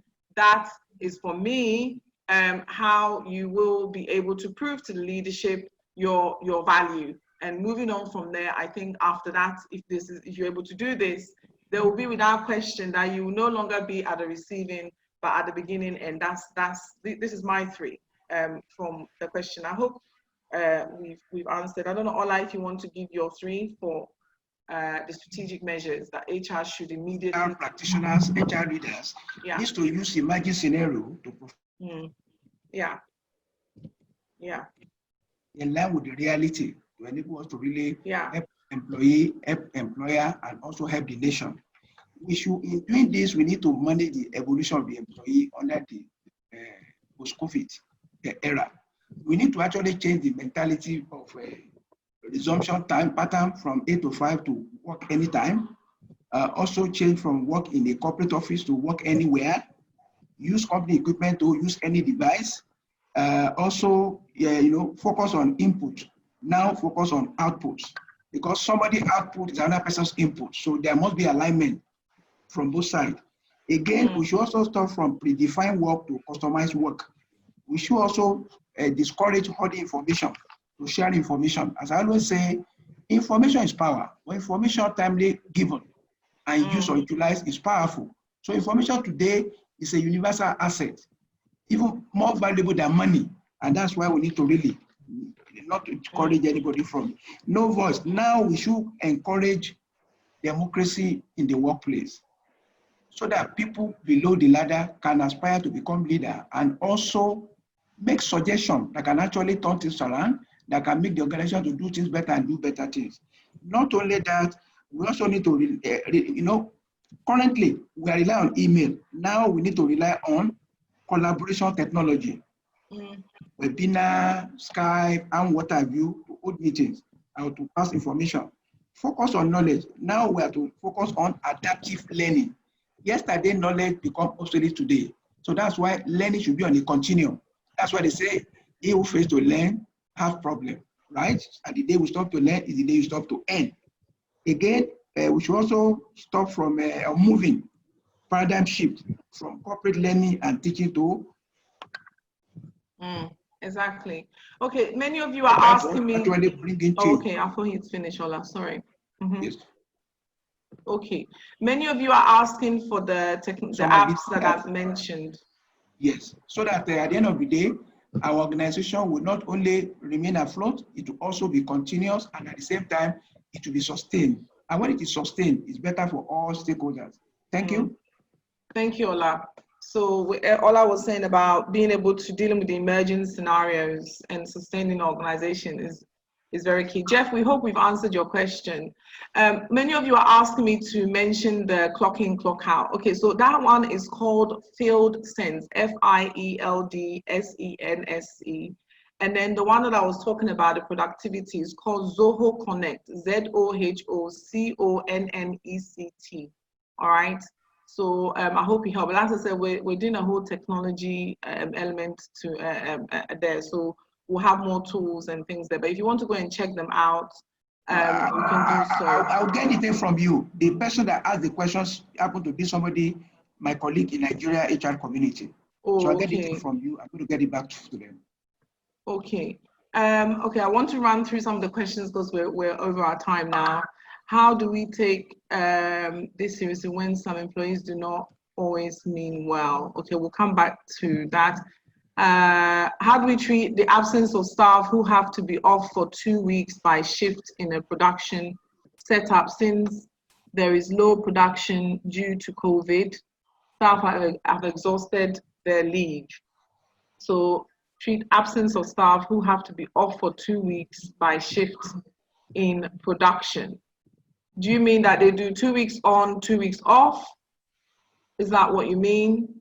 And if you do, when they're doing the 2 weeks off, is it paid 2 weeks off, or are they just paid for the 2 weeks that they work? Probably some clarity will help us answer that. Staff have exhausted their leave. Now, this one, we keep saying that this leave is your policy. And the current situation we are in, many of our leave policies have gone out of the window. So there's going to be an element where you're going to have to use discretion in managing your leave.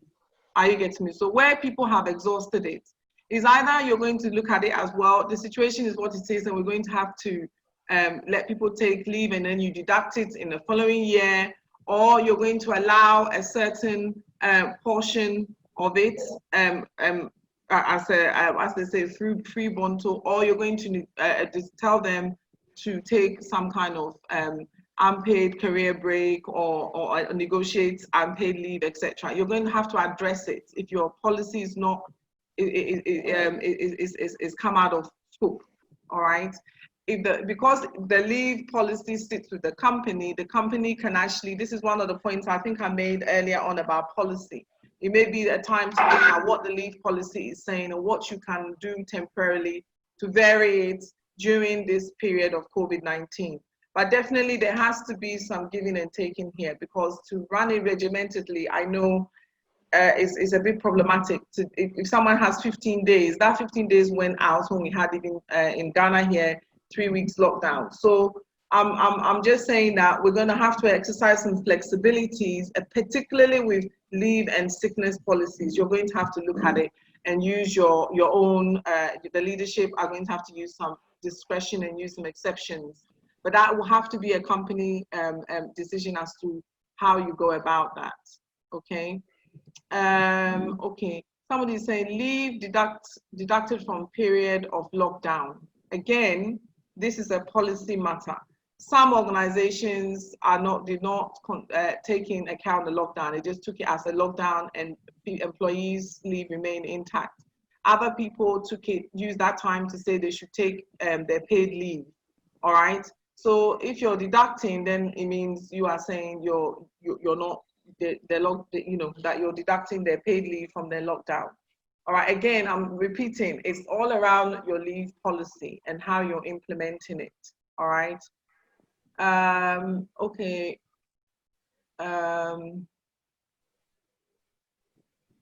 Okay.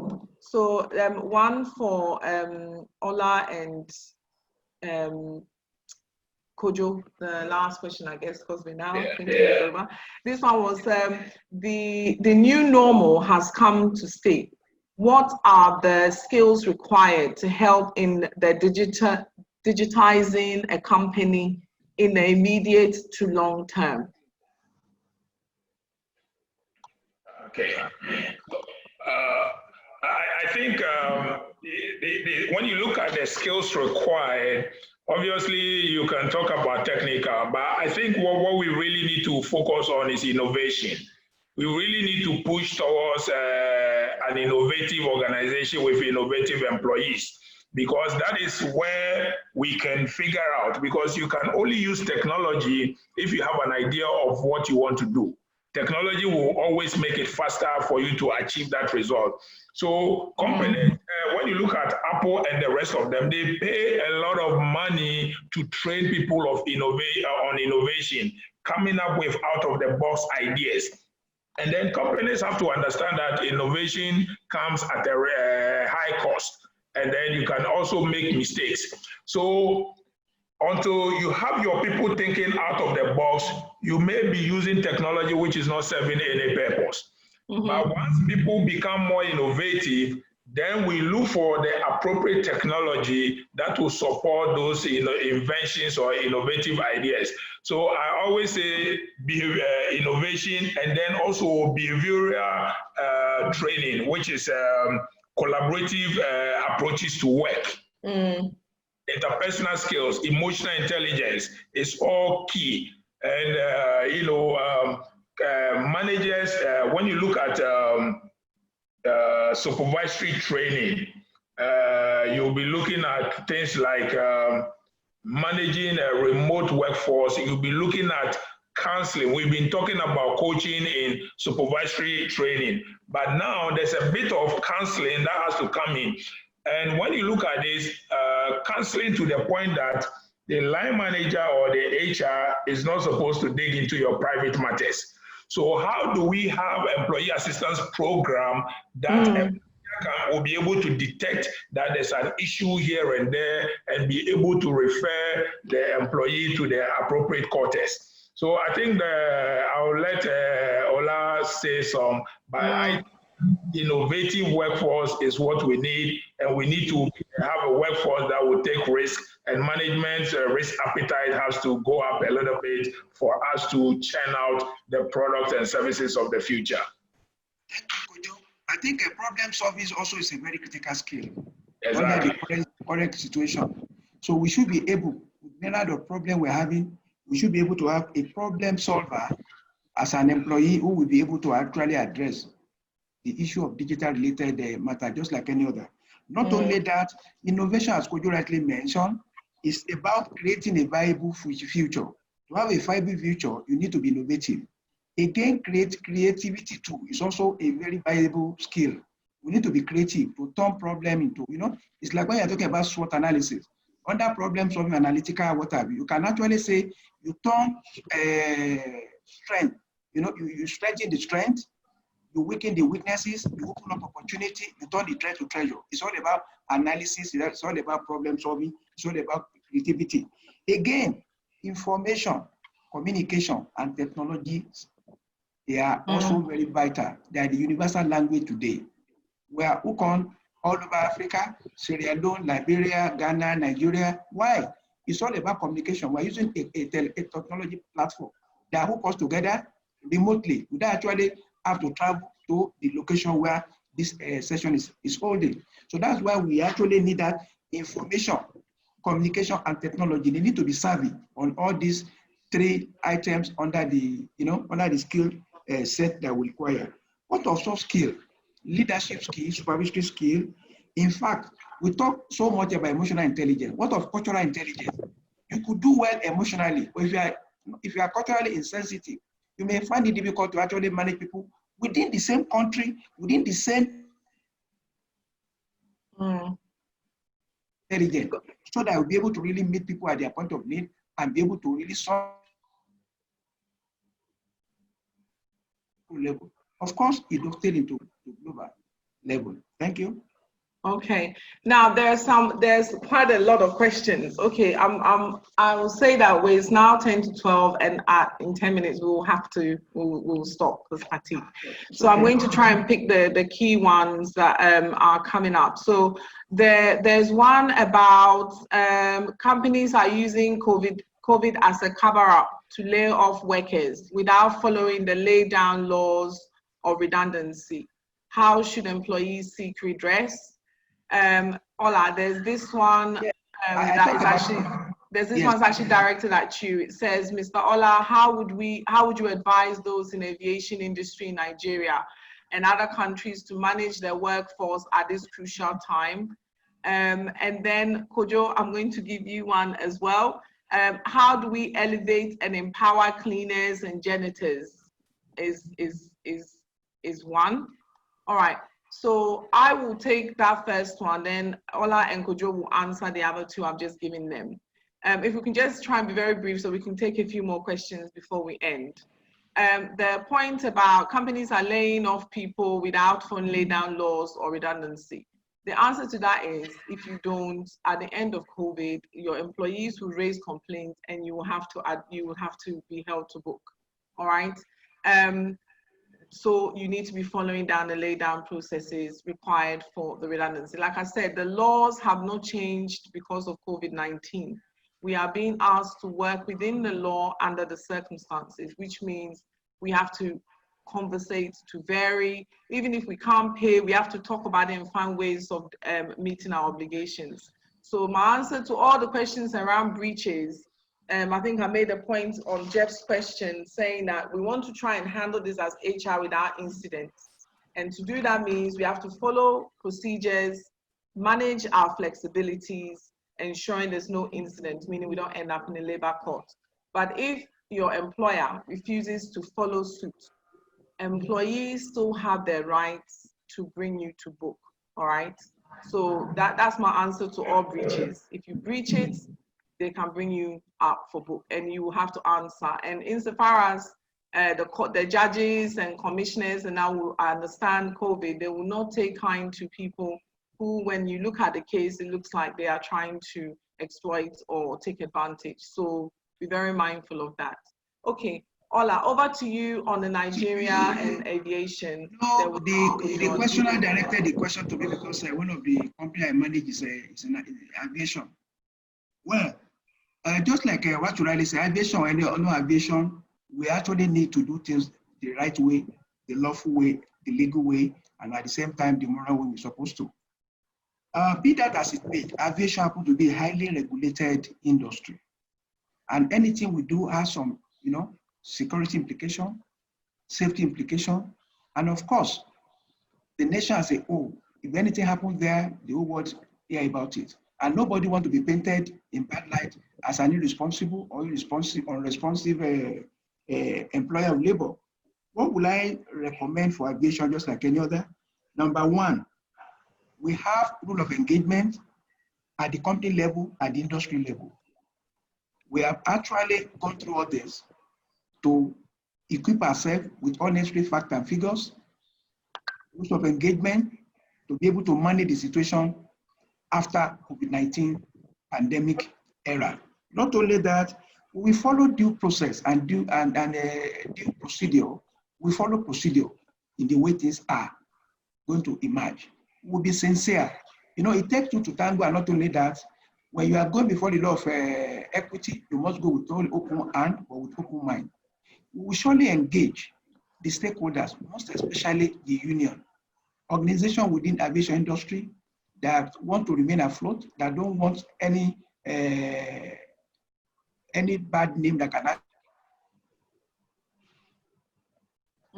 a value proposition will, as a matter of necessity, not only that, we will engage the union. We show them and will also appeal to them, empathize with them, sympathize with their members in case we want to make difficult decisions. It's going to be a mutually agreed terms and conditions. It is going to be varied. It's not something we are going to lord over anybody. And of course, not only that, we will encourage flexibility. It's because we have company today. The way we manage it today will determine whether we are going to be there tomorrow or not. And not only that, on a final note, one of other things that we actually need to embrace in aviation to ensure that there is no problem and there's also no labor unrest is we will let people know. The HR leaders need to let people know, staff, stakeholders, that business as usual is losing, is fit for purpose. Not only that, we'll also encourage, even from all parties concerned, innovation towards a viable future. We will also let them know what conserving will not be tampered with. And of course, we let them know that we map what to let go of, what to conserve, and will also encourage a participatory transformation innovation that will enable us to achieve our shared vision. Thank you. Thank you, Ola. Kojo, briefly on empowering cleaners, janitors during this time. Yeah. I think let me make a reference to what Ola said when we talk about the cleaners. The aviation. When we talk about the cleaners, where he said it is incumbent on the employee to develop themselves and move to the next level and all of that. I want to take that back and say, even when the employees do that, we will still need cleaners in organizations. So that means we need to make cleaning dignified and attractive. And how do we do that? The job of a cleaner, when you go to some advanced places, right, the cleaner's job is so meaningful to him because they are using technology, they are using the appropriate tools and equipment and all of that. Instead of even, they have buffing machine that you use to make the floor shine. Whereas in the case of Ghana, you have a cleaner who is shabbily dressed and then doing this thing that doesn't even dignify the work that he does. So the job itself has to be redefined and has to change. Then it comes to compensation and benefit for cleaners. When you look at all compensation models, you talk about compensable factors that are used to determine salaries of all of these. First and foremost, whichever compensable factors they use, there's one compensable factor that is universal, which is the working condition and all of that. How is that weighted? And when it comes to scoring it for the cleaner, how is that scored? Because everybody has in mind that, oh, the cleaner is a menial job. And then when it comes to scoring, they score all those factors low. So a cleaner will be making about 100 of what a senior person does. It doesn't make sense. So in as much as they have to develop themselves, we need to really look at the job tools, the job aid for a cleaner to make cleaning attractive, and also make sure that a cleaner can also rent a room. In Ghana, I don't know about the other African countries, in Ghana, a cleaner cannot rent a decent room. A cleaner would always have to beg somebody to pay their children's school fees. So we need to look at all of these things to make sure that we elevate the cleaning or the janitorial profession to make it meaningful for people who are not lucky like me and you to do our MBAs, to be able to have something that they can talk, they can brag about. So this is throwing to all HR people, make cleaning attractive, janitorial services attractive. Yeah, I mean, I think now too, you could increase their salaries, you could acknowledge them with praise, sending information around, putting their pictures around, lift their spirit, make them feel appreciated. There are all these non-financial activities you can also do to show appreciation. You know, our best, we want to thank our best cleaners. You can do a banner, you can have it on notice boards. I mean, you can send on WhatsApp if they're employed by you. If they're a cleaning company, you can send them appreciation. I mean, there are things you can do in addition to what Kojo just explained as well at this time, just like we're acknowledging, as we said before, our nurses and so on. Somebody asked, can we terminate a non-performing staff during COVID? Please, all your policies as it is, you can still apply them. So if someone is non-performing, you know you have to make sure due diligence has been done before you move to termination. So if you've been doing your due diligence and you have the grounds, then you can go ahead and follow its suit. Please remember, you must follow due diligence, okay, on the grounds for the termination. Contrary to the belief that we don't have to state the reason for termination, maybe when you write to the employee, but if they should claim an unfair dismissal or something, you'd have to come and justify. So if you want to terminate a non-performing person and you've followed the due process, then the fact that it's COVID is neither here or there. You just follow the right process to address that issue. All right. Now, there was a question, last question, there was a question that, I don't know if, where is it? I can't see it. It was something about shutting down. Okay, do staff have to remain in face masks while at workplace, even if there is social distancing, i.e. desks far apart? Well, the masks are supposed to be a preventative measure, i.e. if you should have the infection, we are saying that we should treat each other as if we have the infection. So ideally you want to keep the masks on. However, some people are struggling with keeping the masks on. So if you think you're doing good social distancing and the employees feel comfortable, I think this is something you have to ask the employee. They feel comfortable that they want to take their mask off and it's safe, you need to seek that rather than making it a sanction. Because I'm quite happy wearing my mask the whole day because I feel that if I'm in an environment I don't know, I feel okay. But somebody else may be struggling. So you may need to think of a system to manage it. But ideally, you'd want, you know, if people are in an enclosed space, even if they're sitting as far, but the air is sterile in a room, you know, where we know COVID can be airborne for a few hours and so on. Is it safe? Is the question you need to ask for staff people to remove their masks. You need to assess that and then before you make a decision. But they are supposed to be worn. I know people take them off and this and that, but in a workplace, we are concerned with them when they are in a workplace. We have to make the call as to whether it's the right thing to do or not. For me, I feel follow protocol. People should keep their mask on. If you feel it's getting too much, you can always go outside into the fresh air, get some fresh air, come back. But if you know you can control the environment and the staff are okay with it, and other people who may be part of your occupational health and safety thinks it's so, then maybe you can go ahead. But I would probably want to advise that we just follow the protocol to keep our masks, washing our hands and all that going in a workplace. Just because we don't know, because there are those asymptoms, they could have it, we don't know they have it. So, and the masks are usually worn by people who have the infection to stop spreading the infection. So it makes sense to keep them on. So that's something you're gonna have to look into it a bit deeper and then take a decision on. Anita, can I add to this one? Yes, you can. Yes, you know, the longer COVID stays with us, all these dynamics are going to change, okay? I've seen areas where people are putting in workplace protocols that first and foremost goes through rapid testing to get results, goes through how do you call it, sterilization or cleaning or fumigation of the body and all of that. So it will get to a point where if we have to live with COVID, there's going to be some investment made. Okay, so before you even walk into the office, you are going to go through some medical screening, rapid testing and all of that to make sure. So for now, yes, because we don't have that. But I watched a video, a school that has opened in China. The kids, every kid that enters the school premise is deemed to be safe because the protocols you have to go through before you enter. Whereas another one in Europe, the kids have to don on the mask and all of that.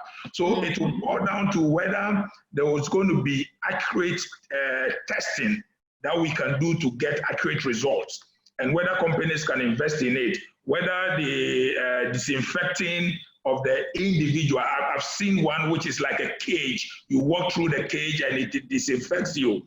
One of the airlines in the, I think it's Emirates or the other one, every passenger has to do rapid testing before you board. So then when you board the plane has been disinfected, and we want to believe that everybody on the plane is safe.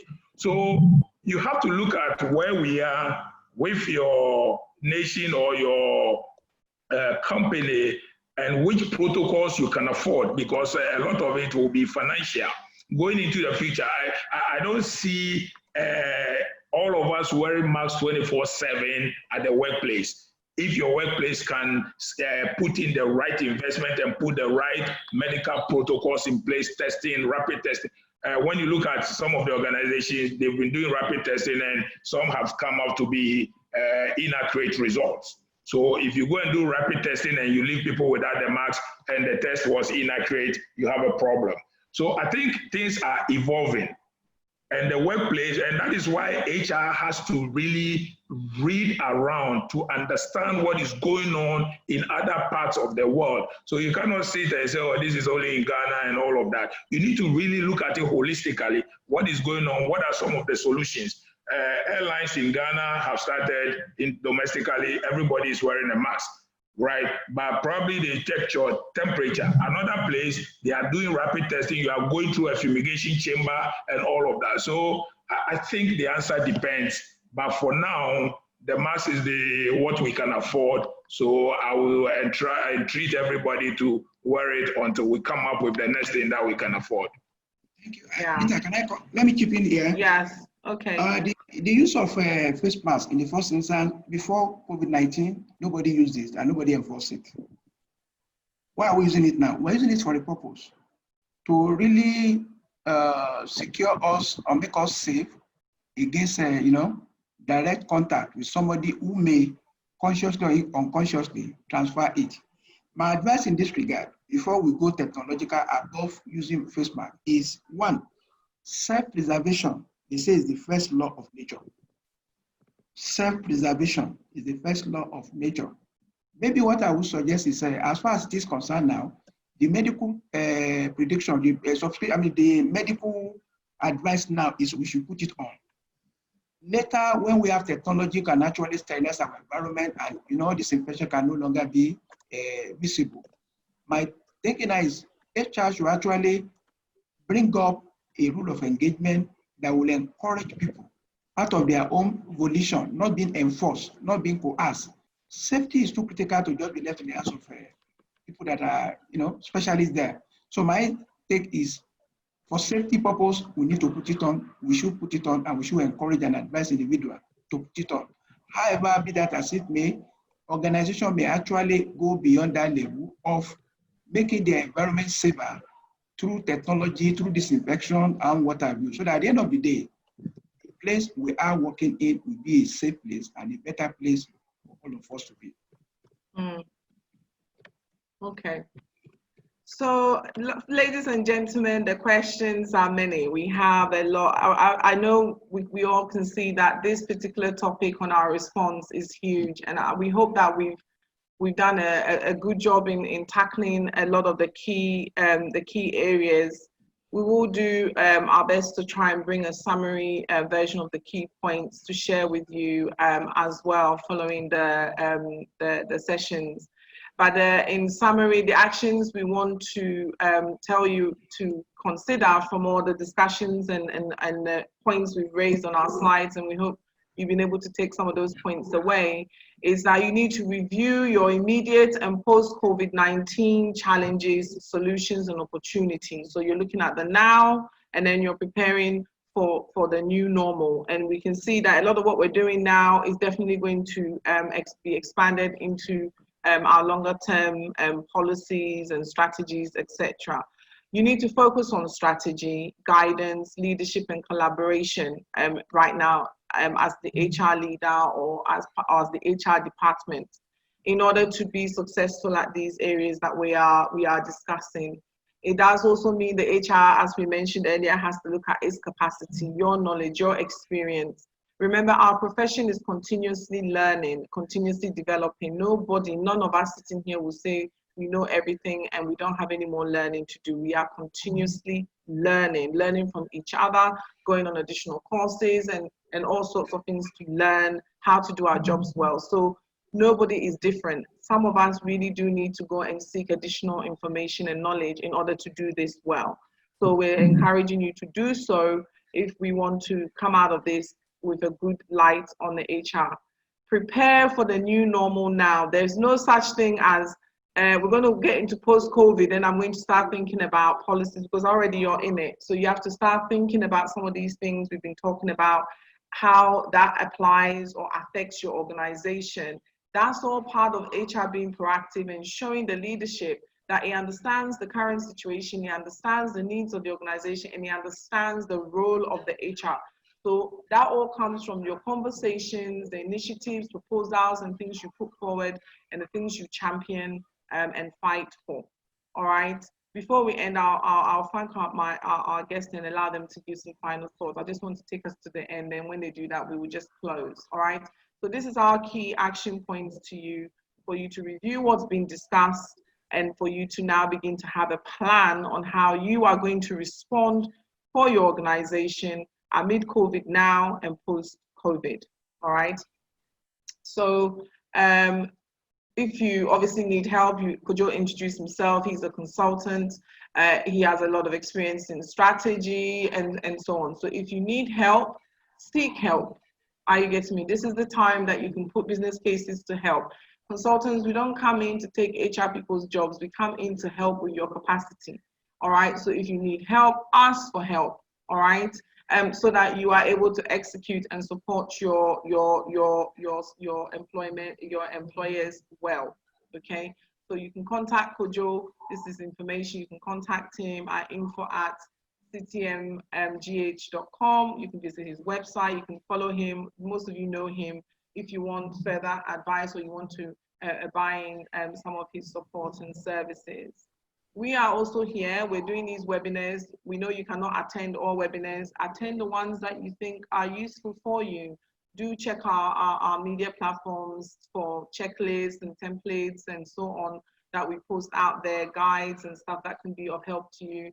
At the moment, we're working on resources for letters and responses and variation types things, because we've been getting a lot of requests for model templates to work on. So we usually put these out on our websites or in our social space. So if you're following us, you will see it. All right. We're trying our best to kind of be supportive and share insights and information as far as possible. If you also have something you want us to help you share with others, you can send it to us and we'll be happy to share it and let everyone know that you are offering this information to be shared on to people. As African HR leaders, we have to work together, we have to support each other, we have to share information, and this is how at OML Africa, we're trying to do that. Of course, we have our advisory services. If you should feel you want us to come in and support you through this period, we are also here and happy to help you do that, okay? I want to thank my guests, Kojo and Ola, for being fantastic and very great. This is a very big topic that has been circulating all over. I hope we have done it some good justice. I know that we will pick elements of it to expand on as the weeks and months go ahead, so that you can get better insights on some of the key areas. But I really want to thank you for honoring my invitation and for sharing such amazing insights with us. On behalf of all of the delegates and us at OML, I really am very grateful and thank you so much for your time. And I want to come to starting with Ola and then Kojo on your final words to encourage our practitioners in being bold and courageous in taking on this response to the COVID. So I'll start with you, Kojo. Thank you very much for joining us. Over to you for your final thoughts. Okay. Sorry, who's going first? You're going first. You can go first. Yeah, so I'm old school and I miss meeting people face to face and delivering workshops. So please, COVID will go away and we'll meet soon. But having said that, we meet at the point where you have delivered good results and move your company to the next level so that most of you will be part of the strategic planning session for your organizations instead of being the go-to administrator who is doing the day-to-day mundane work. So I wish you all the best and COVID will go away soon and hopefully we'll meet face to face. And good luck with all the things you are doing for your organizations. Fantastic. Thank you, Kojo. Ola, your final thoughts? Most sincerely, thank you, Anita. We've been together for almost 10 years now. Yes, right? We have. Yes, I've been your business partner and also your representative in Nigeria. I'm proud to be associated with OML Africa. Our program, your program, all your events have always been world class. I say, wow. Thank you, Ola. I know for sure that Ghana community, the HR community in Ghana, will continue to recognize you. I must sincerely thank all Nigerians, especially my colleagues, my friends, senior colleague too, fellow, who actually hook up based on my invite to all of them.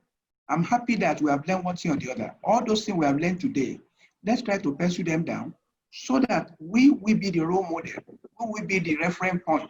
And of course, all the solutions we have mentioned here, let's look at it, customize it within the environment. And of course, as Kojo rightly said, COVID came, it will go, and we will surely survive and we make a mark. It shall be well with us. Thank you. God bless you all. God bless HR community. Thank you, Ola. And I also like to thank all attendees. We actually had in attendance 120 attendees, which is really fantastic. Wow. And also shows just how important this topic is to us. I want to thank all of you for engaging with us